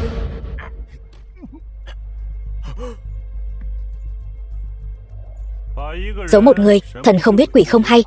Lâu như vậy, Nam Hy, tôi thật sự là phải nhìn cô bằng con mắt khác rồi. Dù sao đối thủ là loại người như anh, không thể không phòng. Chư vị, vị bên cạnh tôi đây, cổ đông cũ của tập đoàn Nam Thị chính là Kiều Minh Viễn. Tại hội đồng quản trị 2 năm trước, đã xảy ra chuyện gì? Sự thật về sự ra đi của bố tôi, ông ta đều tận mắt chứng kiến. Vậy ông nói thử xem. Tôi cũng rất muốn biết. Sự thật mà các người điều tra lâu như vậy, rốt cuộc là gì? Yên tâm, nhất định sẽ không khiến anh thất vọng. Bác Kiều, 2 năm trước, tại buổi họp hội cổ đông cuối cùng của tập đoàn Nam Thị, Chủ tịch Nam đúng là bị các cổ đông dồn ép đến mức đột phát bệnh tim. Nhưng chuyện này không liên quan gì đến tôi cả. Lúc đó tôi còn cho Chủ tịch Nam uống thuốc. Nói trọng điểm. Nhưng nguyên nhân thực sự dẫn đến sự ra đi của Chủ tịch Nam là bởi vì cấp cứu không kịp thời. Năm đó chính là vì có người cố ý trì hoãn việc cấp cứu, mới khiến bố tôi mất mạng oan. Hắn và đồng bọn sau lưng hắn đều là những kẻ lấy mạng người. Vậy người đó là ai? Đúng vậy, là ai chứ?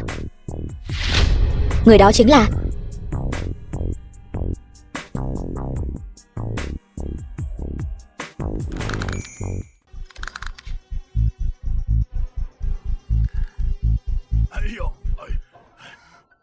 tôi không chịu được nữa rồi. Tim tôi đau. Bác Kiều, mau gọi xe cứu thương đi. Để tôi.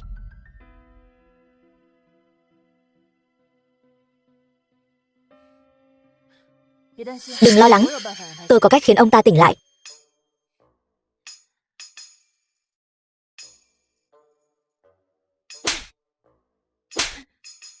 Các người điên rồi sao?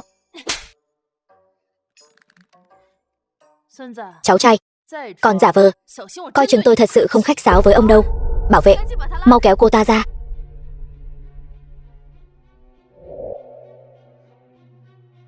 Các người làm gì vậy?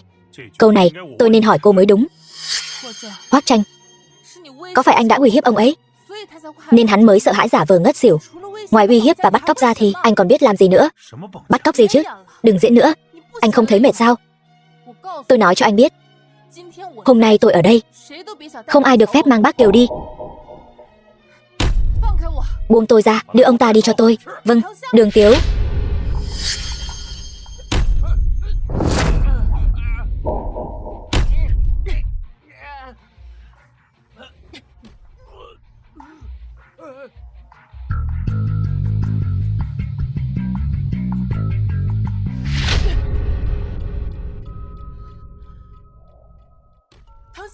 Đường Tiếu, là anh.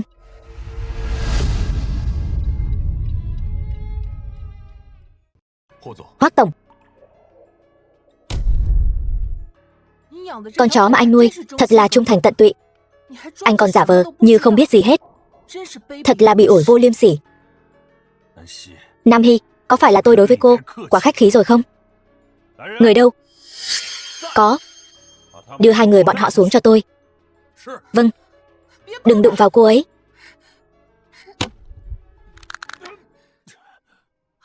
Cái này. Đường Tiếu, Tiểu Tranh, vết thương sâu như vậy. Nam Hy, cô điên sao? Cắn người lung tung khắp nơi. Đường Tiếu.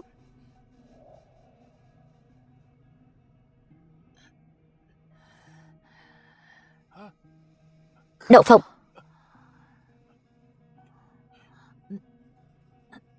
Nam Hy, thằng cháu Kiều Minh Viễn đó. Chủ tịch Kiều, ông muốn đi đâu? Đi nhanh, mau đưa tôi đi đi. Hoắc Tranh, anh muốn lấy mạng bác Kiều để diệt khẩu sao? Một lần không được, còn muốn đến lần thứ 2 hả? Lấy mạng người diệt khẩu gì vậy? Tại sao lại liên quan đến mạng người rồi? Hôm nay vụ này hơi bị to đấy. Cố ý tung tin đồn nhảm là phải chịu trách nhiệm trước pháp luật đấy. Nam Hy, Cô là 2 năm tù còn chưa đủ sao? Còn muốn vào thêm lần nữa hả? Mọi người mau nhìn xem. Là Chủ tịch Kiều. Tôi đối xử với ông không tệ, tại sao lại muốn lấy mạng tôi? Chủ tịch Kiều, ai bảo ông đắc tội với Hoắc Thị? Tôi chỉ có thể tiễn ông lên đường thôi. Xem xong đoạn ghi hình từ camera hành trình này, chư vị cảm thấy người nên vào tù là ai đây? Là Lục Thiếu. Không sao chứ? Khôi phục camera hành trình cần chút thời gian. Tôi đến muộn rồi. Không muộn, vừa kịp lúc. Chư vị, đây là trong xe của Chủ tịch Kiều, đoạn ghi hình từ camera hành trình 3 ngày trước.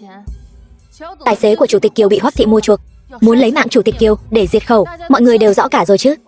Hoắc Thị lại thật sự mua hung thủ lấy mạng người. Chuyện này cũng quá đáng sợ rồi. Đúng vậy đó, bọn họ thật sự dám lấy mạng người. Cái mất mạng của Chủ tịch Nam 2 năm trước chắc chắn cũng có bí mật ám muội. Hoắc Tranh, bây giờ anh còn có gì để nói nữa? Hoắc tổng, Kiều Minh Viễn lại suýt chút nữa bị diệt khẩu. Chuyện này liên lụy quá lớn. Hôm nay nhiều phóng viên như vậy, lập tức phân tán đám đông. Vâng. Xin chào tất cả bạn bè truyền thông, buổi họp báo hôm nay đến đây là kết thúc, thời gian mở lại. Chúng tôi sẽ thông báo sau. Xin mời mọi người rời khỏi đây trước. Ý gì đây? Chưa nói rõ ràng mà đã dám rời đi. Hoắc tổng, anh là mua chuộc tài xế, muốn lấy mạng Chủ tịch Kiều sao? Xin anh trả lời thẳng thắn. Chúng ta đưa Đường Tiếu đi đến bệnh viện trước đi. Chỗ này giao cho phóng viên và cảnh sát. Được. Cô không được đi. Tôi đi hay không còn chưa đến lượt cô quản. Nam Hy, cô giả thanh cao cái gì? Sớm biết có ngày hôm nay, lúc đó tôi nên để cô cùng với cái nghiệt chủng đó cùng mất mạng. Cô nói gì? 3 tháng rồi, đều đã thành hình rồi, còn là một bé trai. Chính cô hại mất mạng con tôi, phải thì sao nào? Trách thì trách, cái nghiệt chủng đó đầu thai nhầm chỗ. Làm heo làm chó, còn sống lâu hơn là đầu thai vào cái bụng cô. Cô dám đánh tôi? Nam Hy, sao cô lại nhẫn tâm như vậy, lại ra tay với một người phụ nữ có thai? Cô ta hại mất mạng con tôi. Cô ta không xứng có con. Con của cô.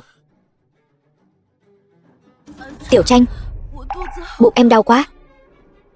Con của chúng ta. Đừng sợ, anh đưa em đến bệnh viện ngay.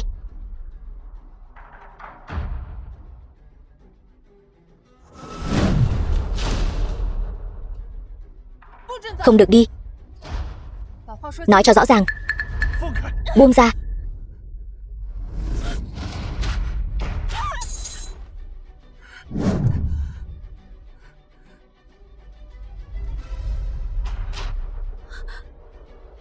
Tiểu Tranh,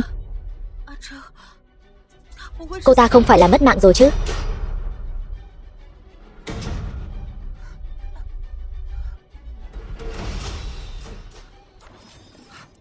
Nam Hy, cố gắng lên, xe cứu thương sẽ đến ngay. Gọi cứu thương, nhanh.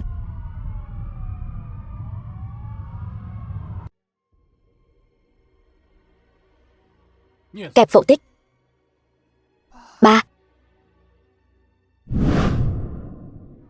Ba ơi, cố gắng thêm chút nữa, sắp phẫu thuật được rồi. Tiểu Hy, sau này ba không ở bên cạnh con phải tự chăm sóc bản thân thật tốt. Cho dù xảy ra chuyện gì, con nhất định phải sống thật tốt. Phải sống tiếp.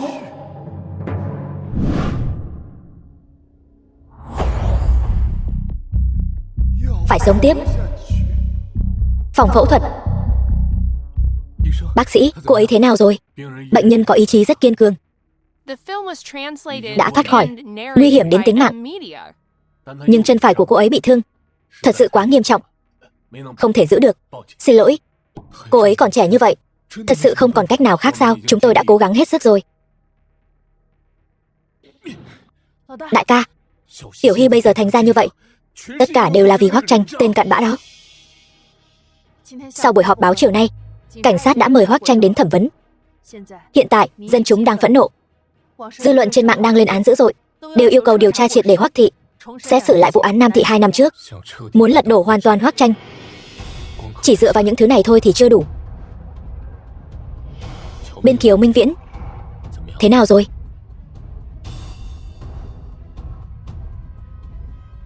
Chắc đây là lý do hắn trốn khỏi buổi họp báo. Hoắc tổng,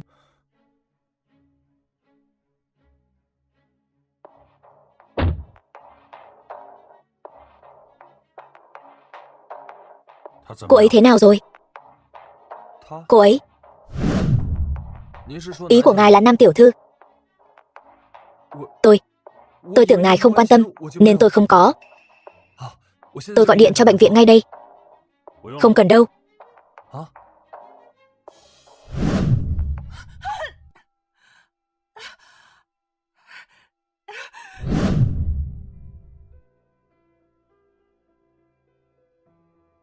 Đến bệnh viện. Vâng.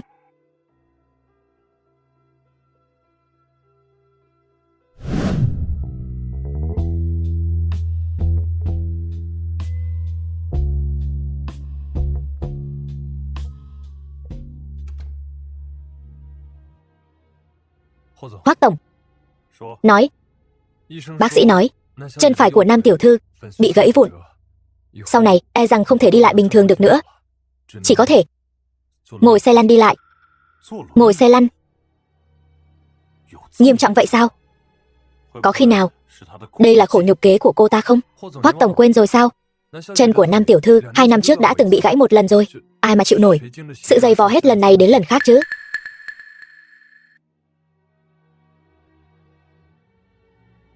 Nam tiểu thư cũng đủ xui xẻo rồi. Cái hộp đèn đang yên đang lành này sao tự nhiên lại rơi xuống thế? Là Lục thiếu.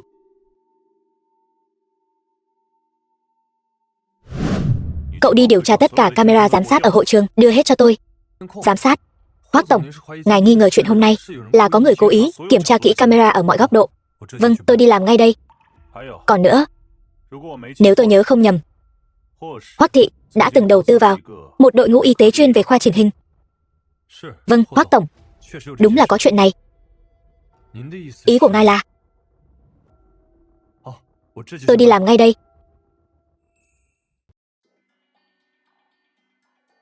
Đừng lo lắng, anh đã liên hệ với bác sĩ chỉnh hình giỏi nhất ở nước ngoài rồi. Chân của em chắc chắn sẽ chữa khỏi thôi. Không sao đâu, em không quan tâm. Chỉ cần có thể giúp bố em rửa sạch oan khuất thì mọi thứ khác đều không quan trọng. Nói ngốc nghếch gì vậy? Bác trai hành xử ngay thẳng, nhất định sẽ được giải oan thôi.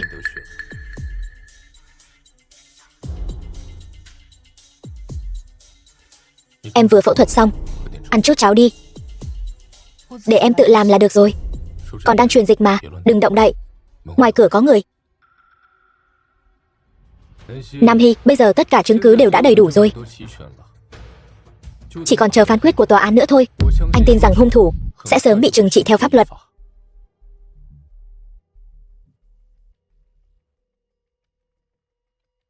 Phải theo dõi hắn ta, đừng vội. Đường Tiếu đang theo dõi.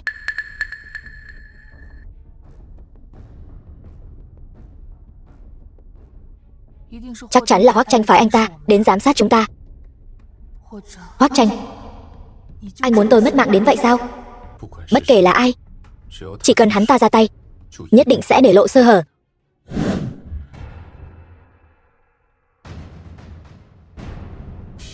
Tưởng phó tổng, bọn họ đã nắm giữ toàn bộ chứng cứ rồi.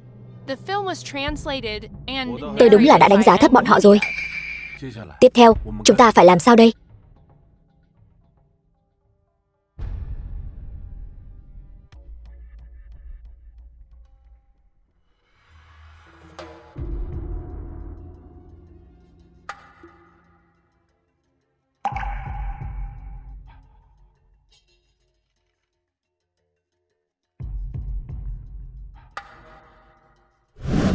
Tôi đã nói với anh từ lâu, bảo anh lấy mạng con tiện nhân đó đi, anh cứ không nghe.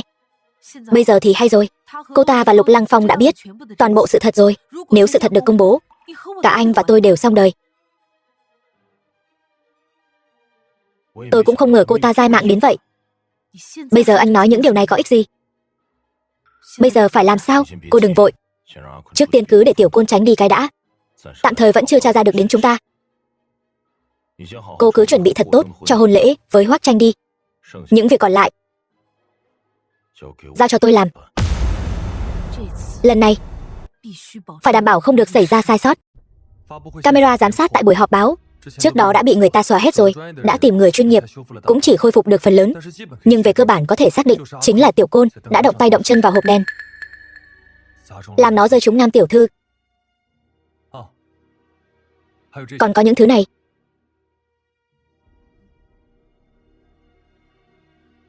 Người mua chuộc tài xế của Chủ tịch Kiều cũng là hắn.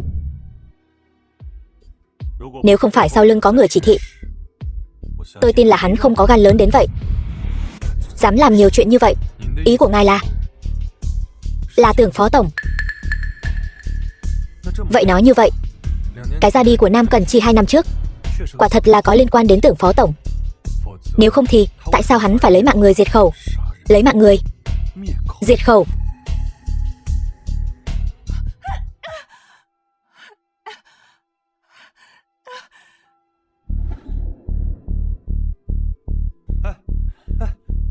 Ngài đi đâu đấy? Hoắc tổng, đã muộn thế này rồi. Nam tiểu thư chắc đã nghỉ ngơi rồi. Cái gì vừa đi qua vậy? Hoắc tổng. Nam Hy, Hoắc tổng.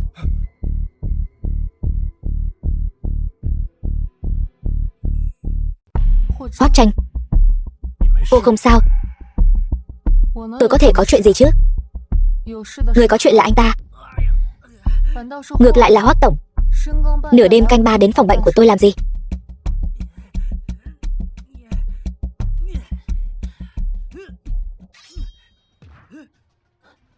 Đưa đây.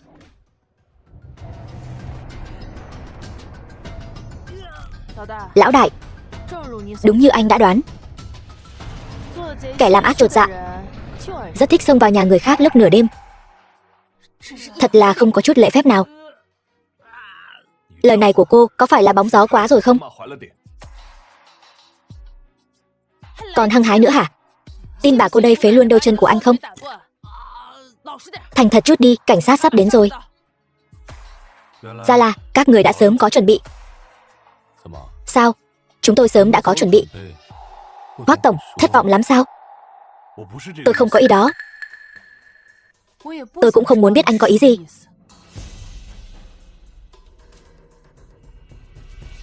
Tránh ra. Hoắc tổng, ngài không sao chứ? Tôi có thể có chuyện gì chứ?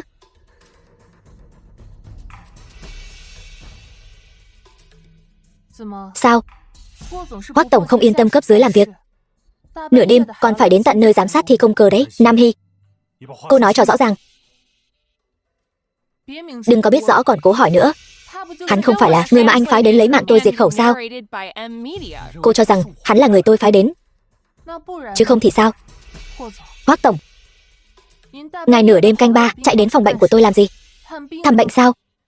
Hay là muốn xem tôi đã mất mạng hẳn chưa? Cô Nam tiểu thư, cô hiểu lầm rồi.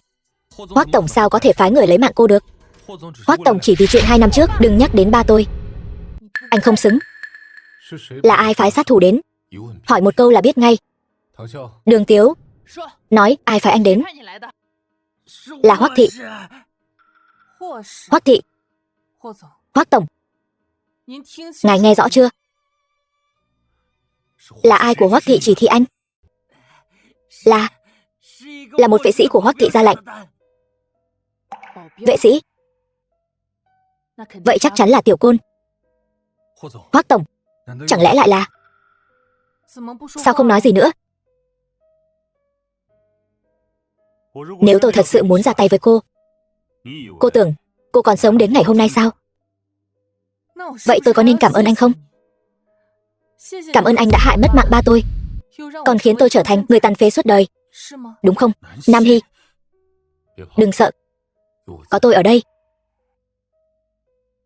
Đừng hòng động vào Nam Hy, dù chỉ là một sợi tóc. Vụ Nam Hy bị thương, tôi còn chưa tính sổ với anh đâu. Hôm nay lại phái sát thủ đến, Hoắc Tranh, ngoài những thủ đoạn hèn hạ, anh còn biết làm gì nữa? Tôi làm việc, còn chưa đến lượt anh quản. Từ khi tôi về nước, chuyện này tôi đã quyết định phải quản rồi. Không cần nói nhiều với anh ta. Cảnh sát sắp đến rồi. Đến lúc đó, tự có kết luận. Ai báo cảnh sát? Là tôi báo. Có người cố ý lấy mạng người, nghi phạm đã bị chúng tôi khống chế. Còng lại áp giải đi.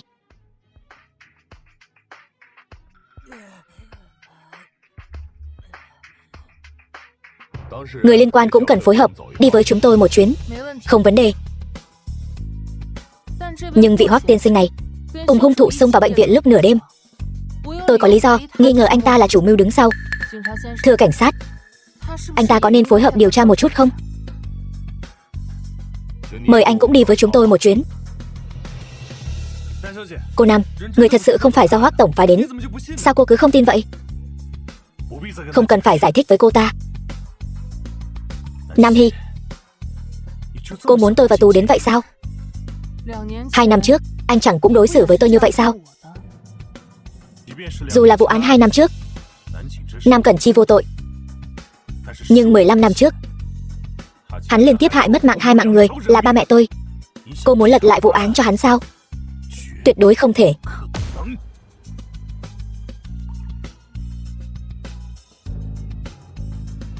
Tuyệt đối không thể sao? Sao vậy? Có phải đã nghĩ ra gì rồi không? Chỉ có lật lại vụ án mới có thể điều tra ra chân tướng 15 năm trước. Lăng Phong, anh đi giúp em điều tra một chút, xem 15 năm trước trong vụ tai nạn đó có ai làm chứng không. Tòa án gần đây đã mở lại phiên tòa xét xử vụ án chủ tịch tập đoàn Nam Thị tham ô, e rằng có liên quan đến vụ Hoắc Thị thuê hung thủ lấy mạng người. Tiểu Tranh, anh không sao chứ? Tôi không sao. Hoắc tổng, năm đó Nam Cẩn Chi có phải do ngài thiết kế hãm hại không? Có phải vì Nam tiểu thư muốn lật lại vụ án nên ngài mới thuê hung thủ lấy mạng người? Hoắc tổng, xin ngài trả lời một chút, các người đang nói nhăng nói cuội gì vậy? Có tin tôi kiện các người tội phỉ báng không? Diệp tiểu thư, có người tiết lộ năm đó cô là tiểu tam chen ngang vào cuộc hôn nhân của Nam tiểu thư. Vậy việc hãm hại nhà họ Nam, cô và nhà họ Diệp có tham gia vào không? Đây là vu khống. Các người là cơ quan truyền thông nào? Hoắc thị xảy ra chuyện lớn như vậy, cuộc liên hôn với nhà họ Diệp còn có thể tiếp tục không? Chư vị, nếu tôi thật sự lấy mạng người thì đã không thể bình an vô sự đứng ở đây để nhận sự phỏng vấn của các người. Sự thật là gì?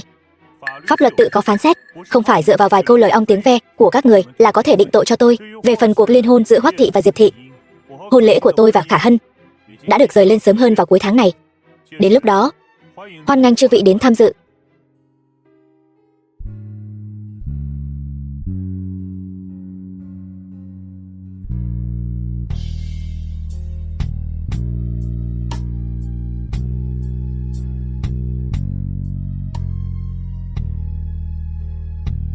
Vào thời điểm mấu chốt này, Hoắc Tranh vậy mà còn muốn kết hôn. Anh ta đúng là một lòng một dạ với Diệp Khả Hân. Một lòng một dạ. Cũng không biết một lòng một dạ này của anh ta có mấy phần thật. Đúng rồi Lăng Phong, chuyện em nhờ anh điều tra thế nào rồi? Gần xong rồi. Mấy ngày nữa là có thể hoàn toàn xong xuôi. Tốt. Vậy đợi đến khi bọn họ kết hôn, có thể tặng cho bọn họ một món quà lớn. Hoắc tổng, ngọc bội đã lấy về rồi.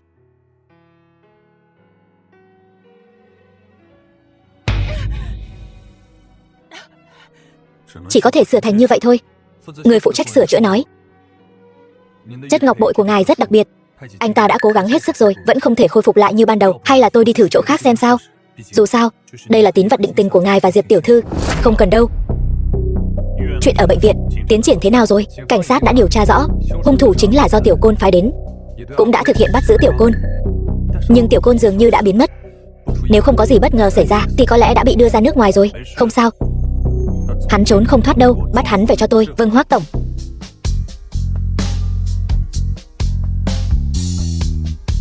Hoắc tổng, hôn lễ sắp bắt đầu rồi. Đi thôi.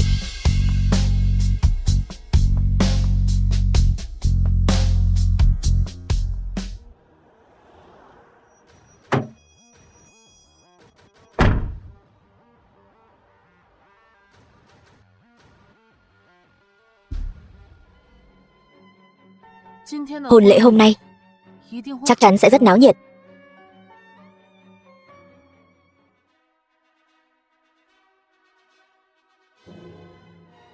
Cha của cô dâu có thể yên tâm, giao cô dâu cho chú rể rồi.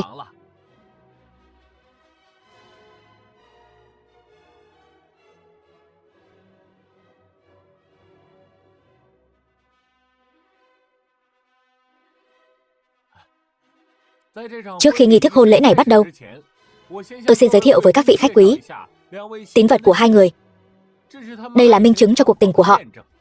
Hoắc tổng kết hôn, sao không mời tôi là vợ cũ đến xem lễ vậy? Nam Hy, sao cô cứ lảng vảng mãi thế? Vợ cũ của Hoắc tổng, cô ta không phải là đại tiểu thư nhà họ Nam sao? Cô ta đến đây làm gì? Một người phụ nữ từng ngồi tù, chân còn tàn phế, vậy mà lại dám đến đây cướp hôn. Cái mặt mũi nhà họ Nam sắp bị cô ta làm cho mất hết rồi. Cô đến đây làm gì vào ngày vui trọng đại thế này? Đương nhiên là tôi đến chúc phúc tân hôn rồi. Sao? Chẳng lẽ Hoắc tiên sinh không hoan nghênh sao? Chúc phúc? Cô xông vào đây cắt ngang hôn lễ của người khác như vậy là cách chúc phúc sao? Gửi xui xẻo thì có. Diệp tiểu thư hôm nay thật xinh đẹp. Bộ váy cưới này chắc chắn là vô giá nhỉ? Đương nhiên rồi. Chiếc váy cưới của tôi đây chính là Tiểu Tranh đặc biệt đặt may cho tôi từ Italy đấy. Toàn cầu chỉ có một chiếc duy nhất, giá trị liên thành. Thật sao? Cô xem đi, nhìn cái bộ dạng này của cô xem, e rằng cả đời này cũng không mặc được đâu nhỉ. Thật đáng tiếc. Đáng tiếc gì chứ? Nam Hy, cô bớt cái giọng điệu mỉa mai đó đi. Chân đều phế rồi, còn dám chạy đến hôn lễ của tôi và Tiểu Tranh để gây sự, còn biết xấu hổ không vậy? Đừng ép tôi đuổi cô ra ngoài. Đường đường là thiên kim Diệp gia, vì yêu mà làm tiểu tam cũng không thấy mất mặt. Người vợ trước này chỉ muốn đến uống chén rượu mừng thôi. Diệp tiểu thư cũng không chứa nổi sao? Chẳng lẽ là chột dạ rồi? Diệp tiểu thư là tiểu tam, thật hay giả vậy? Không thể nào. Nam Hy, cô bớt vu khống đi. Ai là tiểu tam? Ngay từ trước khi hai người kết hôn, tôi và Tiểu Tranh đã ở bên nhau rồi. Rõ ràng là cô dựa vào thế lực của nhà họ Nam ép Tiểu Tranh cưới cô. Cô mới là kẻ thứ ba chen chân vào giữa chúng tôi. Tôi ép anh ta. Hoắc tiên sinh, là tôi ép anh sao? Cô bớt giả vô tội đi. Nếu không phải do cô ép buộc, tình cảm mười mấy năm của Tiểu Tranh và tôi, sao anh ấy có thể cưới cô? Mười mấy năm. Hoắc Tranh, tôi kết hôn với anh 3 năm, sao chưa từng nghe anh nhắc đến vậy? Cô là cái thá gì? Dựa vào đâu mà phải nhắc với cô?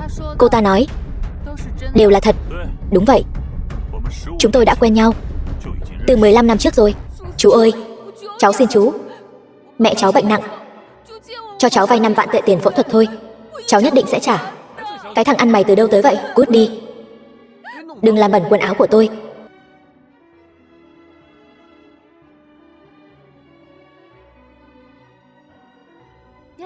Thì ra mười mấy năm trước Diệp tiểu thư đã lương thiện như vậy rồi. Hôn lễ này xem ra đúng là trời ban lương duyên rồi. Cô nghe rõ rồi chứ? 15 năm trước chính là đôi ngọc bội này khiến tôi và Tiểu Tranh quen biết nhau. Bây giờ lại là đôi ngọc bội này thúc đẩy nhân duyên của chúng tôi đến tận bây giờ. Nghe rõ rồi? Rất rõ ràng. Hoắc Tranh, người mà anh luôn tâm tâm niệm niệm muốn tìm chính là chủ nhân của nửa tấm ngọc bội này. Phải, là Khả Hân, đã giúp tôi vào lúc tôi tuyệt vọng nhất, nên cô ấy có quyền bắt tôi làm bất cứ chuyện gì cho cô ấy, bao gồm cả việc ngoại tình trong hôn nhân, ly hôn và cưới cô ta. Nam Hy, cô đừng quên, ban đầu tôi là vì ai mà bị hại đến mức tan nhà nát cửa. Tôi không báo ơn cô ấy. Chẳng lẽ cô muốn tôi sống cả đời với một kẻ thù sao? Cô cười gì? Tôi cười có người mù mà không biết. Hoắc Tranh, anh chắc chắn như vậy sao? Cô ta chính là người anh muốn báo ơn. Ý của cô là gì? Nam Hy, cô bớt ở đây mà dọa người đi. Tôi biết cô không cam tâm nhìn Tiểu Tranh cưới người khác, nhưng Tiểu Tranh căn bản không yêu cô. Cô hà tất phải dây dưa làm gì? Hay là mau cút đi cho khuất mắt. Lời tôi còn chưa nói xong, tại sao phải đi? Cô đã không biết xấu hổ như vậy, vậy thì đừng trách tôi không khách khí. Người đâu? Hai vị ăn đấm chưa đủ hay sao? Ngẩn ra làm gì? Lên cho ta. Tiểu thư, chúng ta xông lên cũng đánh không lại, chỉ có bị đánh. Đồ vô dụng, nuôi các người có ích gì? Mấy người các người tất cả xông lên cho tôi. Tôi không tin người đàn bà này có 3 đầu 6 tay. Đủ rồi, cô tự mình đi ra ngoài, hay là tôi phải tìm người mời cô ra ngoài? Tôi vừa mới nói rồi, lời của tôi còn chưa nói xong mà. Hơn nữa, quà mừng của tôi còn chưa tặng mà. Tôi không đi. Quà mừng Ai thèm quà mừng của cô, mọi người sẽ thích thôi.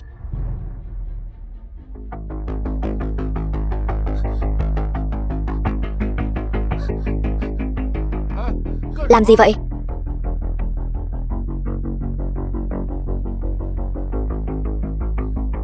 Chư vị nghe nhiều như vậy, chắc hẳn cảm động vô cùng trước tình yêu của Hoắc tiên sinh và Diệp tiểu thư nhỉ? Nhưng bên trong ngọc bội này có một bí mật, mọi người còn chưa biết đâu nhỉ? Để tôi nói. Hay là tự cô thú nhận đây? Nam Hy, rốt cuộc cô muốn làm gì? Trả lại cho tôi.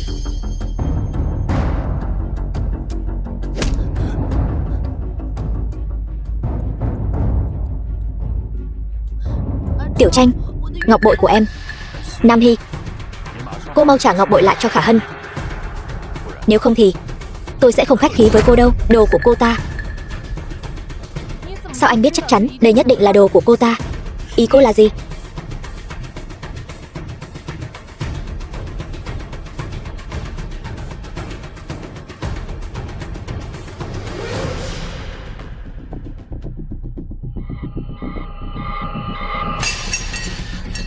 Khả Hân.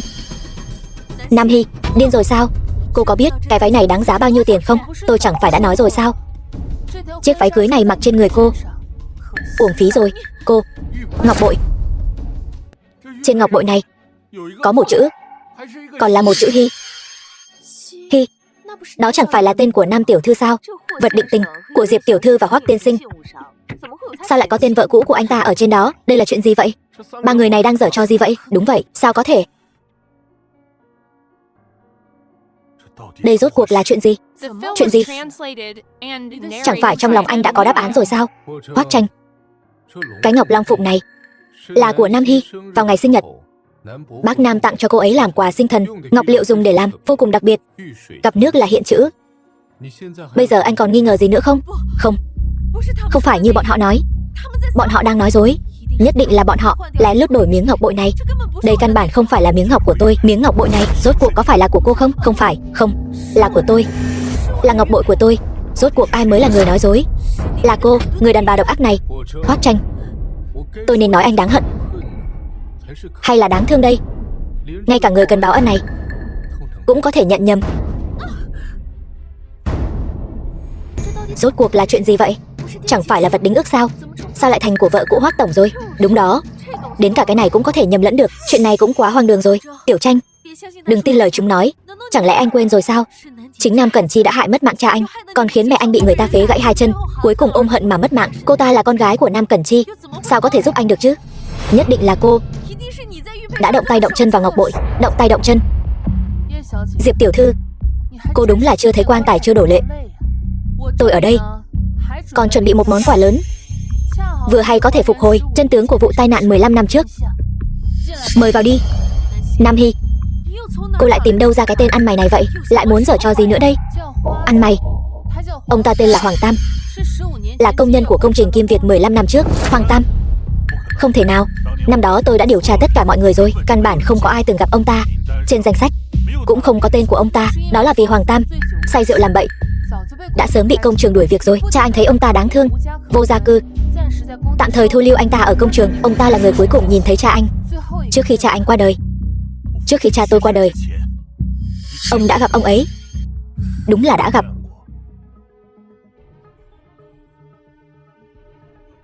Ai ở đó?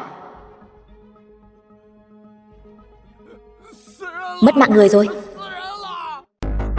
Khi tôi chạy đến thì ông Hoắc đã tắt thở rồi. Nhưng cha tôi rõ ràng là bị đè dưới lán công nhân bị sập. Đó là mất mạng do tai nạn. Đó là một cái lán bị vứt đi. Công trình sắp hoàn thành rồi. Lán chạy dỡ gần xong rồi. Hôm trước ông Hoắc còn nhắc tôi đừng có đến chỗ đó, nói là có nguy cơ sập. Kết quả là chính anh ta lại đến đó. Vậy sao ông không báo cảnh sát? Ông ấy đã cứu ông, bây giờ xảy ra chuyện rồi, sao ông không báo cảnh sát? Lúc đó tôi sợ hãi. Tôi không phải là công nhân ở công trường. Tôi sợ cảnh sát đến. Người đầu tiên bị nghi ngờ là tôi đó. Rõ ràng là ông có thể. Đủ rồi, Hoắc Tranh, cho dù ông ta báo cảnh sát cũng không cứu sống được ba anh.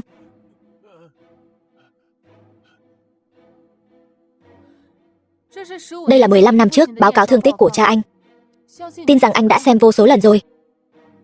Nguyên nhân thực sự dẫn đến việc ông ấy mất mạng là vết thương ở sau gáy. Việc lán trại sập chỉ là tai nạn, còn người đã đẩy ngã ba anh, khiến ông ấy đầu rơi máu chảy mà mất mạng mới là hung thủ lấy mạng người thực sự. Hoắc Tranh, anh tự cho mình là thông minh, nhưng 15 năm này anh có điều tra kỹ lưỡng sự thật không?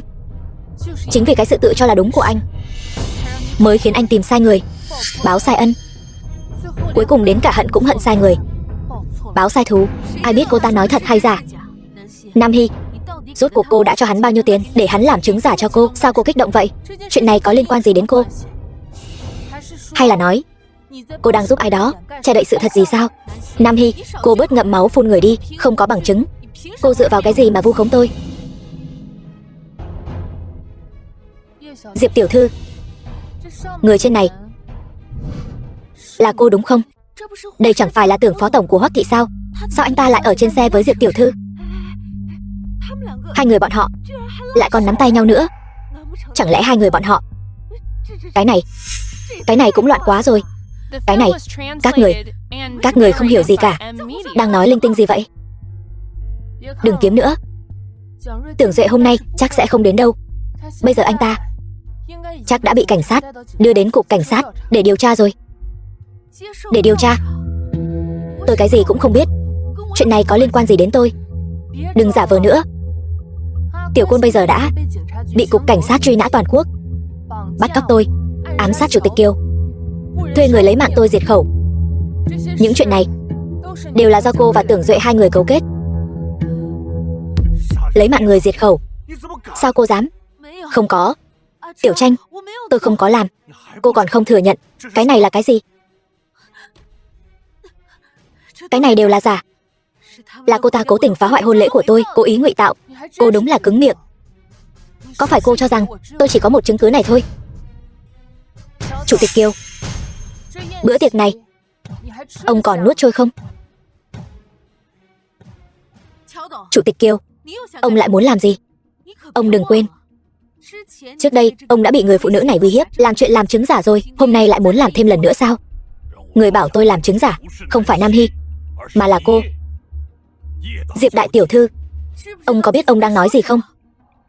Kiều Minh Viễn, ông đừng quên. Ông, Diệp tiểu thư, con gái tôi đã được tôi đưa ra nước ngoài chữa bệnh rồi. Cô còn muốn dùng nó để uy hiếp tôi? Tuyệt đối không thể. Uy hiếp? Diệp tiểu thư uy hiếp Chủ tịch Kiều sao? Lẽ nào những điều mà Nam tiểu thư vừa nói đều là sự thật? Chủ tịch Kiều, xin ông hãy nói toàn bộ sự thật mà ông biết từ 2 năm trước cho mọi người biết. Chủ tịch Nam bị người ta hãm hại. Trước cuộc họp hội đồng quản trị đó, tôi và Diệp tiểu thư đã hoàn thành một giao dịch, mới có vụ án oan của sau này. Giao dịch? Ông đang nói bậy bạ gì thế? Chuyện 2 năm trước cô cũng tham gia vào. Tiểu Tranh, anh sẽ không tin lời của kẻ thấy gió trở bàn tay này chứ? Tôi không biết có nên tin lời hắn hay không, nhưng lời của cô tôi sẽ không tin nữa đâu. Nói tiếp đi. Nói hết những gì ông biết ra đi. Bác sĩ, sao rồi? Cầu xin anh cứu con gái tôi với. Bệnh nhân bị xuất huyết nhiều, cần gấp máu RH âm tính. Chúng tôi đã điều động từ tất cả các ngân hàng máu lớn trong thành phố, nhưng vẫn chưa tìm được loại phù hợp. Chỉ có thể nghe theo số mệnh thôi.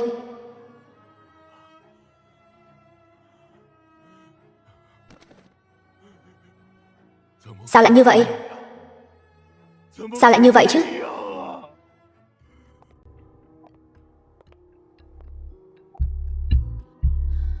Tôi là nhóm máu RH âm tính.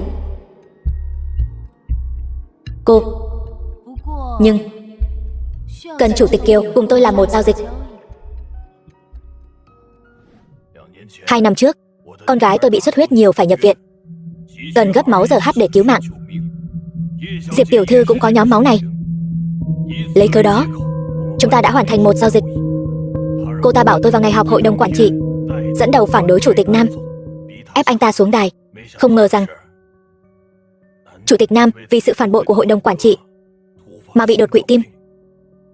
Cuối cùng là Tưởng Duệ đã ngăn mọi người lại, không cho gọi xe cứu thương, làm lỡ mất thời gian cấp cứu tốt nhất của Chủ tịch Nam. Chuyện này cũng quá độc ác rồi. Đúng là vừa ăn cướp vừa la làng mà. Đúng vậy. Tôi đã nộp tất cả bằng chứng về Tưởng Duệ cho tòa án rồi. Cô Diệp, Cô với tư cách là tòng phạm, cứ chờ đợi sự trừng phạt của pháp luật đi.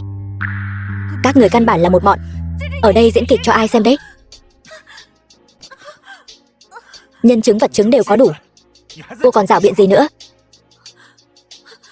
Tiểu Tranh, em bị oan. Sao anh có thể tin lời của người đàn bà này chứ? Ai là Diệp Khả Hân? Cô báo cảnh sát rồi. Tôi không báo cảnh sát. Làm sao có thể cho tội ác của cô và Tưởng Duệ được đưa ra ánh sáng để cho ba tôi được rửa oan? Cô chính là Diệp Khả Hân sao? Chúng tôi nghi ngờ cô nhiều lần hợp tác với người khác thuê hung thủ hại người. Mời cô đi với chúng tôi một chuyến. Không có, tôi không có. Xin hãy phối hợp với chúng tôi điều tra. Chúng ta đi thôi. Được. Tiểu Tranh, anh không thể đi. Anh đã nói rồi, sẽ cho em và con một mái nhà, sẽ cho em hạnh phúc. Những lời thề này chẳng lẽ anh quên hết rồi sao? Từ khi cô từng bước tỉ mỉ thiết kế, cô đã phải liệu đến sẽ có kết quả như ngày hôm nay. Tôi hủy hôn lễ này cho tôi. Anh nói cái gì? Còn đứa bé trong bụng cô, bỏ nó đi cho tôi. Tiểu Tranh, anh có biết anh đang nói gì không? Đây là con của anh đấy. Đúng rồi. Nói đến con cái, Hoắc tổng vẫn nên đi kiểm tra, giám định quan hệ cha con đi, để tránh đứa bé này không phải của anh lại đi đổ vỏ cho người khác.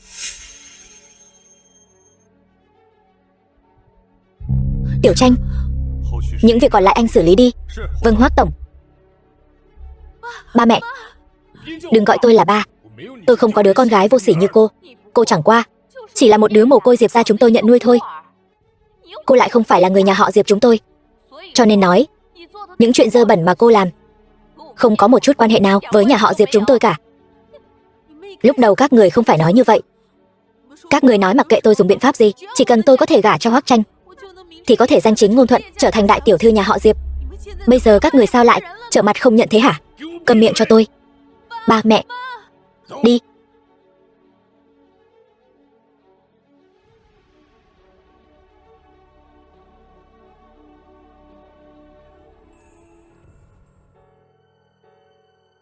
Nam Hy, anh muốn làm gì?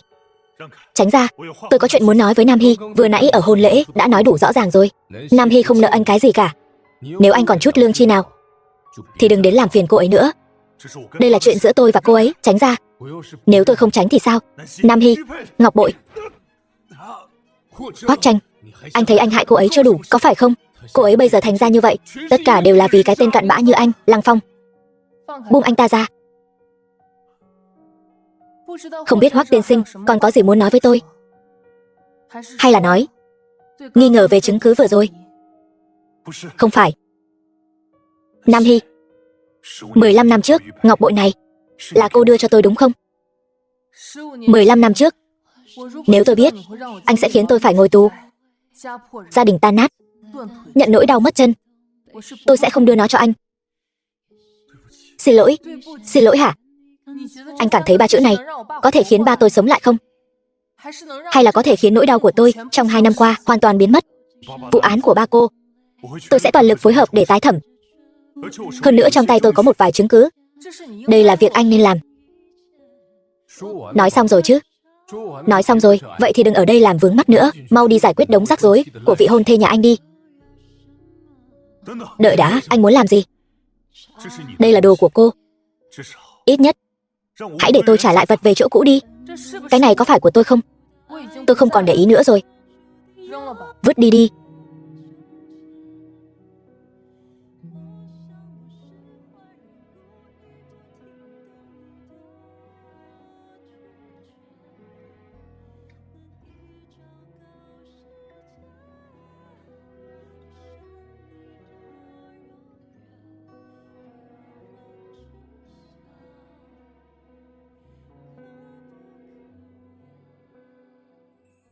Sau khi Hoắc Tranh hủy bỏ hôn ước 2 năm trước, chủ tịch tập đoàn Nam Thị, vụ án tham ô chính thức mở phiên tòa, công khai tái thẩm. Nam Hy, con gái của Nam Cẩn Chi, cùng luật sư tham dự. Hoắc tổng, theo lời ngài phân phó, trước khi khai mạc đã đưa Tiểu Côn đến đồn cảnh sát làm nhân chứng quan trọng. Các chứng cứ khác cũng đã trình lên tòa án. Nhưng Diệp tiểu thư vì mang thai, tạm thời được tại ngoại đợi xét xử, đã về nhà họ Diệp dưỡng thai rồi. Dưỡng thai. The film was translated Ý của nhà họ Diệp là and narrated by M Media. đứa bé trong bụng Diệp tiểu thư, dù sao cũng là con của nhà họ Hoắc. Hy vọng ngài có thể cho cô ấy thêm một cơ hội nữa. Họ Hoắc.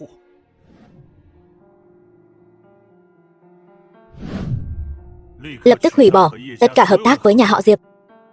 Vâng, tôi đi làm ngay đây.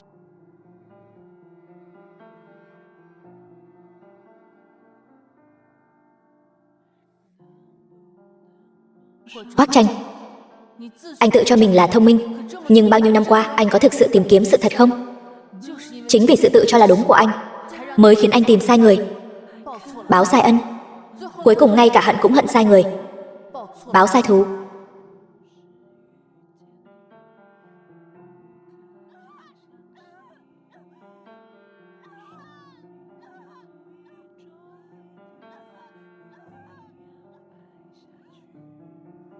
Người tôi tìm kiếm bao nhiêu năm nay ở ngay bên cạnh, lại bị tôi hại cho gia đình tan nát. Rốt cuộc tôi đã làm gì vậy?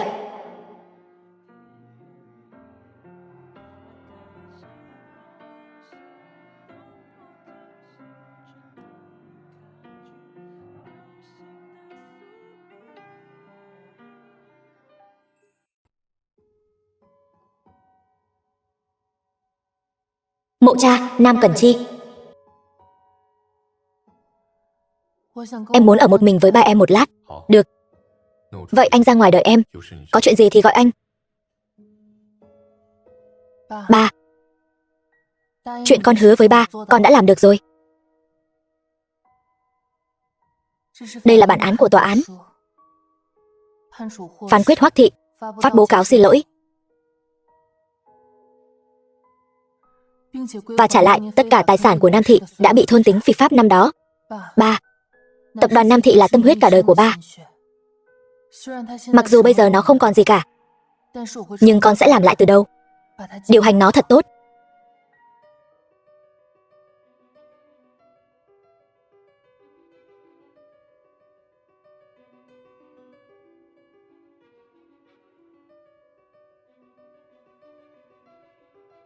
Anh đến đây làm gì?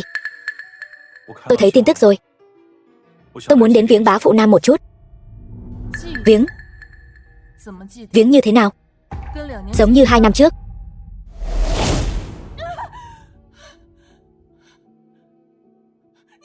Anh làm gì vậy?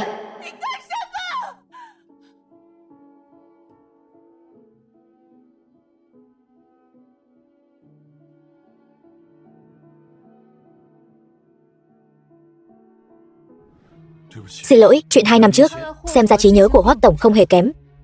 Vẫn còn nhớ những việc mình đã làm. Cảnh sát đã bắt giữ Tưởng Duệ trên toàn quốc rồi. Tôi cũng đã phái thám tử Tư đi. Tin rằng rất nhanh sẽ bắt được hắn về quy án. Về phần những cổ đông của Nam thị, tất cả đều đã nhận tội rồi. Nếu không có anh chống lưng ở phía sau, bọn họ làm sao có bản lĩnh lớn như vậy, hại mất mạng ba tôi, gây ra bao nhiêu chuyện như vậy.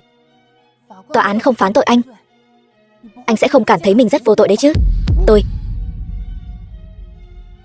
Tôi biết, tất cả mọi chuyện đều do tôi mà ra. Hôm nay tôi đến chính là muốn xin lỗi em và bá phụ Nam. Không cần.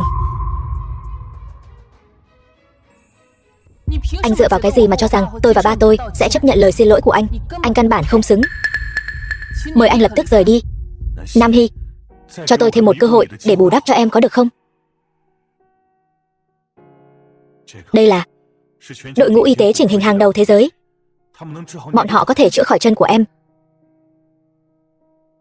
Chân của tôi chẳng phải là do anh ban tặng sao? Bây giờ anh giả bộ cái gì? Bác sĩ mà anh giới thiệu, tôi căn bản không dám dùng, cũng không thể dùng. Nam Hy, em có thể hận tôi, nhưng em không thể không để ý đến cơ thể của mình. Anh không đi đúng không? Được, tôi đi. Đợi đã. Người nên đi không phải là em, là tôi. Tưởng Duệ vẫn còn đang trốn. Hắn bị cảnh sát truy đuổi gắt gao, rất có thể sẽ cố ý báo thù. Khoảng thời gian này em chú ý an toàn.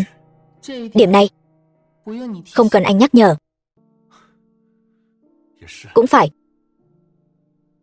Đứng lại. Mang đồ của anh đi. Đừng làm bẩn mộ của ba tôi.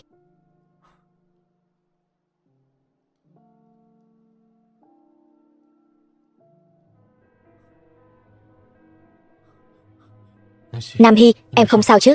Hắn không làm gì em chứ? Em không sao, đừng lo lắng. Đều tại anh. Không nên để em ở đây một mình. Sau này, anh sẽ không bao giờ rời khỏi em nửa bước. Hoắc tổng, cái này. Nam tiểu thư đây là không chịu tiếp nhận điều trị sao? Đây là đội ngũ y tế chỉnh hình hàng đầu thế giới đó. Nhất định có thể chữa khỏi chân của cô ấy. Cậu nói với bác sĩ Giang về việc điều trị cho Nam Hy. Bảo người phụ trách đội của bọn họ liên hệ Lục Lăng Phong. Liên hệ Lục thiếu. Cái này, nếu em không tin tưởng bác sĩ tôi tìm, vậy bác sĩ Lục Lăng Phong tìm đến, em hẳn là có thể chấp nhận chứ? Vâng, tôi hiểu rồi.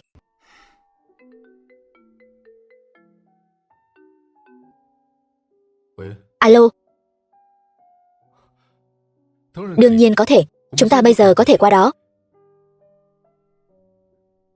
Sao vậy? Có chuyện gì mà vui vẻ vậy? Nam Hy, chân của em có hy vọng hồi phục rồi.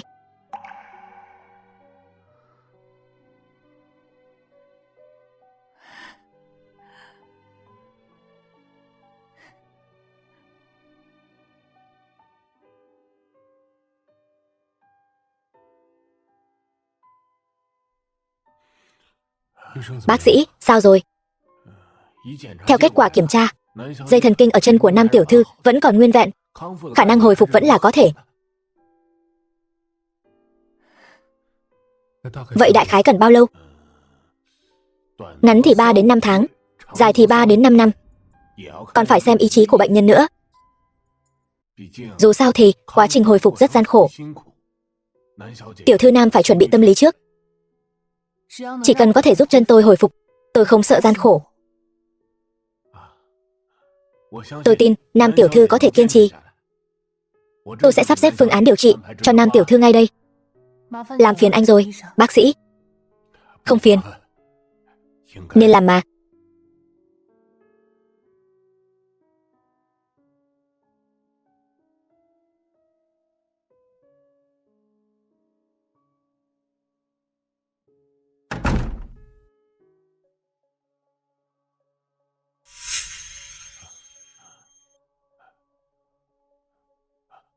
Hoắc tổng, theo lời ngài dặn, đã sắp xếp kiểm tra cho Nam tiểu thư rồi.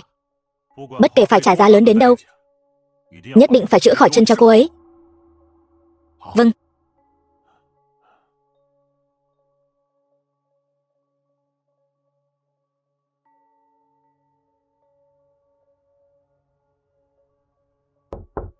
Vào.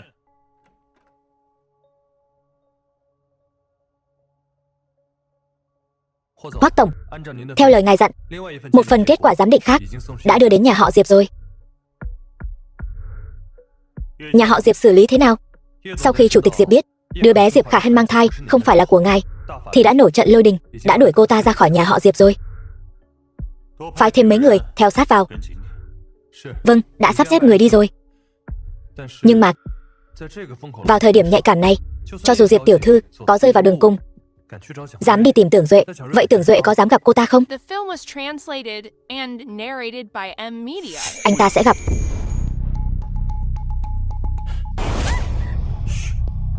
Là tôi. Anh muốn hù mất mạng em hả? Sao anh nỡ hù em chứ? Anh chỉ là muốn xem thử dạo này con thế nào rồi. Cho anh nghe tim nó đập đi mà. Thôi đi. Đều tại đứa bé này mới hại tôi bị nhà họ Diệp đuổi ra. Bây giờ cả Giang Thành đều đang chê cười tôi. Sớm nghe lời tôi lấy mạng người phụ nữ đó thì căn bản sẽ không đến bước này. Bây giờ xong hết rồi. Không, chỉ cần rời khỏi Giang Thành, chúng ta vẫn còn cơ hội. Đồ đạc mang theo chưa? Mang rồi. Đây là cơ mật thương mại của Hoắc thị. Anh là vệ sĩ của Hoắc thị. Sao bọn họ có thể tìm đến đây? Bây giờ chúng ta phải làm sao? Hoắc Tranh, là anh ép tôi. Tiểu Tranh. Không ngờ Tưởng Duệ lại độc ác như vậy. Hổ dữ không ăn thịt con. Anh ta ngay cả con mình cũng không cần, cứ vậy mà chạy rồi. Anh ta chạy không thoát đâu. Đuổi theo. Tiểu Tranh, em biết sai rồi. Xin anh cứu em với. Cứu cô. Lúc trước cô hãm hại Nam Hy trong tù. Cô nên nghĩ đến kết cục ngày hôm nay rồi chứ. Xử lý sạch sẽ. Vâng.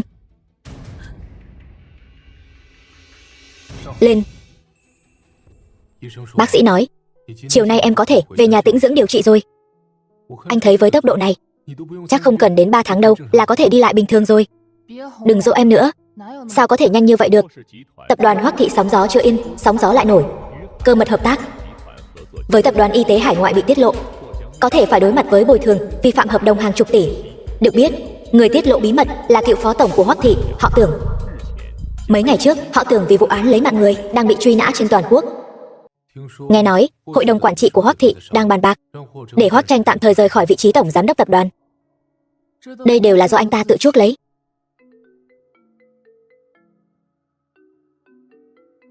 Anh đi nghe điện thoại. Anh đi đi, một mình em vẫn ổn.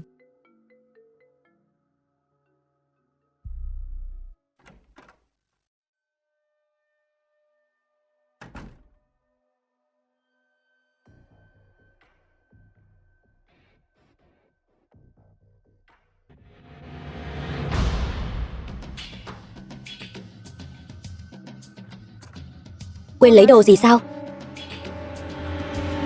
Diệp Khả Hân. Sao lại là cô? Nam Hy. Người đàn bà này. Cô hủy hoại tất cả những gì thuộc về tôi. Tôi muốn lấy mạng cô. Cô có ngày hôm nay đều là báo ứng của cô. Cô im miệng. Nếu không phải tại cô, tôi đã sớm trở thành Hoắc Thái Thái rồi. Dừng tay. Cô không sao chứ? Xuống mổ đi. Tại sao? Tại sao anh vì người đàn bà này mà có thể mất mạng? Đưa cô ta ra ngoài cho tôi. Đưa đến bệnh viện tâm thần. Vâng. Thả tôi ra. Vết thương của anh, tôi đi gọi bác sĩ. Em đang quan tâm tôi sao? Tôi không muốn nợ anh một mạng. Em không nợ tôi. Là tôi nợ em. Còn nợ cả con nữa. Anh đều biết rồi.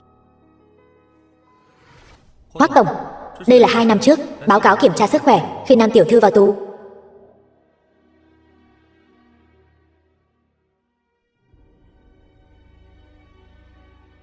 Cô ấy thật sự đã từng có con. Là con của chúng tôi. Lúc đó kiểm tra ra có thai. Theo lý thuyết đã không phù hợp yêu cầu vào tù. Là Diệp tiểu thư đã giở trò mua chuộc bác sĩ, ép Nam tiểu thư uống thuốc bỏ con. Là tôi có lỗi với em. Còn có con nữa. Bây giờ anh nói những điều này có ý nghĩa gì? Cho dù đứa bé đó không bị Diệp Khả Hân hại mất mạng, tôi cũng sẽ không sinh nó ra. Em nói cái gì? Anh dựa vào cái gì mà cảm thấy tôi sẽ sinh con của kẻ lấy mạng cha mình? Nam Hy, em hận tôi đến vậy sao? Hận? Tự anh nghĩ lại xem anh đã làm những gì. Tôi không hận anh. Chẳng lẽ còn phải yêu anh sao? Đau.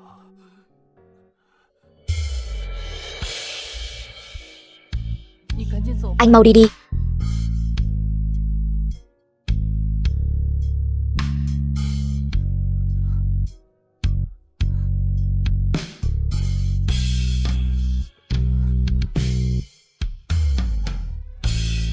Hoắc tổng. Anh sao vậy Hoắc tổng? Hoắc tổng.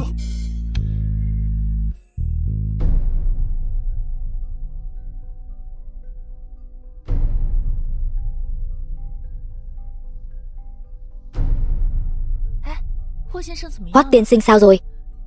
Hôn mê sâu. Tối nay nếu không tỉnh lại, có thể sẽ thành người thực vật. Cái vị Hoắc tiên sinh này cũng thật là xui xẻo. Nghe nói là bị vị hôn thê cũ đâm một dao. Thì đó, nhát dao đó may mà đâm lạch. Nhưng tôi đoán chắc là anh ta không tỉnh lại được đâu. Không nói nữa, đi thôi.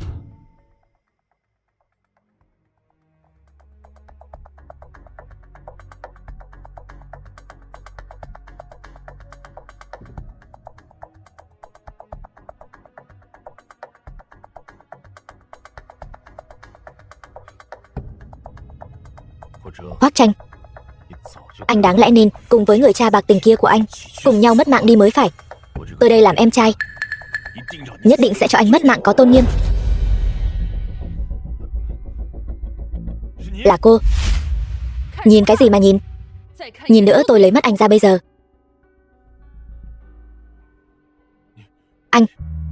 Anh không sao, khiến cậu thất vọng rồi.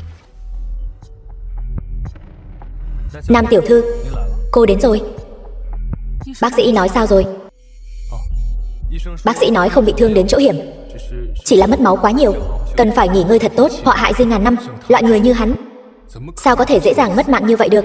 Vậy nếu không sao rồi, chúng tôi xin phép đi trước. Nam Hy, anh còn có việc gì sao? Tôi có cách bắt được Tưởng Duệ, để hắn chịu tội. Các người lại hợp lực để sắp đặt một cái bẫy, dụ tôi vào trong. Người lấy mạng nhiều người như vậy, ngươi cho rằng có thể trốn khỏi sự trừng phạt của pháp luật sao? Đây gọi là lưới trời lồng lộng, thưa mà khó lọt. Các người vậy mà lại liên kết hãm hại tôi. Nam đại tiểu thư, chẳng lẽ cô quên rồi sao? Chính Hoắc Tranh đã hại mất mạng cha cô. Người lấy mạng cha tôi không phải ai khác, chính là Tưởng Duệ anh. Nam đại tiểu thư, cô đúng là đầu óc tỉnh táo thật. Vậy mà lại giúp hắn nói chuyện, không cần phải phí lời với hắn nữa.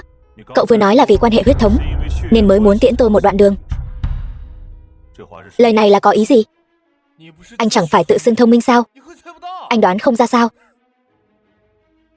Người cha tốt của anh, Hoắc Sơn Hải, bề ngoài là người chồng mẫu mực, người cha mẫu mực, nhưng sau lưng lại có đứa con riêng là tôi đây. Cũng tức là anh và tôi chính là anh em cùng cha khác mẹ, anh em ruột. Vậy sao anh lại trăm phương ngàn kế cản trở tôi điều tra nguyên nhân mất mạng của cha anh? Cô đoán không ra sao? Bởi vì chính hắn đã lấy mạng cha tôi. Cái gì? Hắn đã lấy mạng cha của anh? Đó cũng là cha hắn. Vậy chẳng phải là hắn lấy mạng cha mình sao? Anh cũng không ngốc nhỉ. Đáng tiếc là đã qua 15 năm rồi. Sớm biết như vậy, tôi nên sớm đưa anh xuống dưới đó để bầu bạn với lão già kia rồi. Ông không thể đi, mẹ tôi vẫn còn ở nhà chờ ông.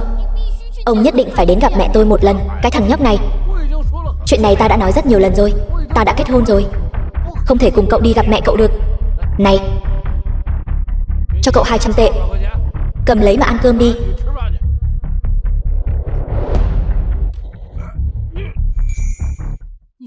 Anh tự tay lấy mạng cha mình. Anh thật sự điên rồi. Hoắc Sơn Hải mất mạng là đáng đời. Mẹ tôi đến cuối cùng, ngay cả mặt mũi của ông ta cũng không được nhìn thấy. Loại đàn ông bạc tình bạc nghĩa như ông ta không xứng sống trên đời này. Bạc tình bạc nghĩa, chi bằng anh xem cái này trước đi. Giữa anh và tôi căn bản không có quan hệ huyết thống. Anh căn bản không phải là con trai của ba tôi. Không thể nào, chuyện này không thể là thật. Anh nhất định là đang gạt tôi. Mẹ anh mắc chứng hoang tưởng nghiêm trọng. Cái gọi là cha chẳng qua chỉ là do bà ấy tưởng tượng ra mà thôi. Tất cả những điều này chỉ là lời nói dối thiện ý mà thôi. Không thể nào, chuyện này tuyệt đối không thể là thật. Đúng, tôi biết rồi, anh nhất định là đang gạt tôi. Anh muốn bảo chữa cho Hoắc Sơn Hải phải không? Anh chắc chắn đang lừa tôi. 15 năm nay, anh từng bước tính toán. Đầu tiên là tiếp cận cuộc sống của tôi, sau đó lợi dụng Diệp Khả Hân để phá hoại hôn nhân của tôi, vu khống hãm hại, gián tiếp hại mất mạng bác Nam. Bây giờ mọi chuyện vỡ lở rồi. Anh định dùng một lời nói dối để che đậy vô số lời nói dối khác, đúng không? Tôi lại làm nhiều chuyện như vậy sao? Anh ta có vẻ thực sự phát điên rồi. Không thể nào. Sao ông ta có thể không phải là ba tôi được? Không, tôi vì ông ta mà lấy mạng người đó. Ông ta hủy hoại cả đời tôi. Sao có thể không phải chứ? Đưa cậu ta đến cục cảnh sát cho tôi. Vâng. Sao có thể chứ? Ba, kẻ chủ mưu hãm hại ba cuối cùng cũng bị bắt rồi. Linh hồn ba trên trời, lần này cuối cùng cũng có thể yên nghỉ rồi. Nam Hy, bắt lấy Tưởng Duệ. Giữa anh và tôi, từ nay về sau không ai nợ ai. Chúng ta cũng không có gì để nói nữa. Cảm ơn. Lăng Phong, chúng ta đi thôi. Đợi đã, anh muốn làm gì? Anh có thôi đi chưa? Chúng tôi giúp anh diễn vở kịch này. Không có nghĩa là Tiểu Hy đã tha thứ cho những gì anh đã làm trước đây. Tôi vẫn là câu nói đó. Đừng làm phiền cuộc sống của Tiểu Hy nữa. Tiểu Hy, đây có phải là suy nghĩ thật của em không? Phải. Dưỡng thương cho tốt đi, Hoắc tiên sinh. Từ nay về sau, chúng ta không ai nợ ai. Lăng Phong, đi thôi. Không ai nợ ai.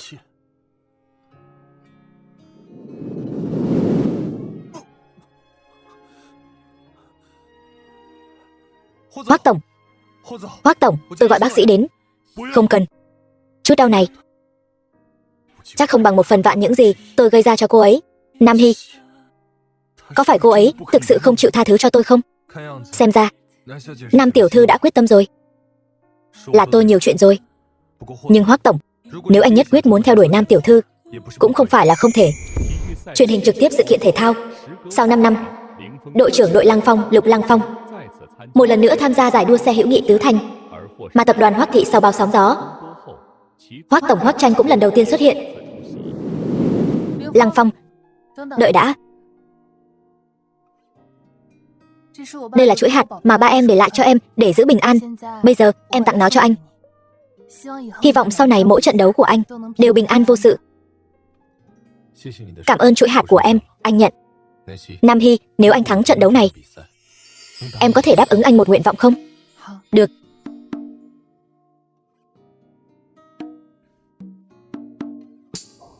So với chuỗi hạt của em, anh càng tin vào nụ hôn may mắn của em hơn. Đi nhé, cố lên. Hoắc tổng, anh không sao chứ? Tôi nhớ là bên đầu tư cũng có quyền tham gia đúng chứ? Hoắc tổng, anh là muốn chuyện này. Trời ơi, tôi không nhìn lầm chứ? Đây là tổng tài Hoắc thị, Hoắc Tranh đã lên sàn. Lục Lăng Phong, có dám đấu một trận không? Đây là sân nhà của tôi. Dù có thắng cũng không vẻ vang gì. Đừng nói nhảm nữa. Chỉ hỏi anh là đấu hay là không. Lên xe đi.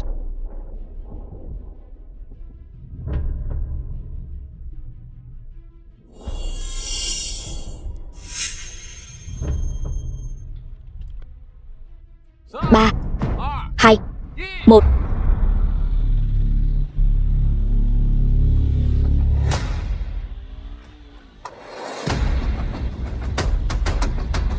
Không ngờ đấy, kỹ thuật của Hoắc tổng vậy mà không kém Lục Lăng Phong. Thích quá. Trời ơi, Lục đại thiếu gia vậy mà ở cửa ải cuối cùng vượt xe ở khúc cua, ngầu quá đi mất.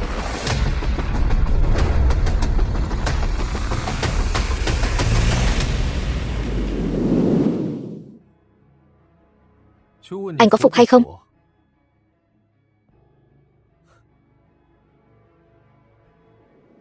Nam Hy, anh thắng rồi. Em nhìn thấy rồi, ra nhiều mồ hôi thế. Nam Hy, em đã đồng ý. Nếu anh thắng, em sẽ đáp ứng cho anh một nguyện vọng. Nam Hy, em có nguyện ý gả cho anh không? Gả cho anh ấy đi.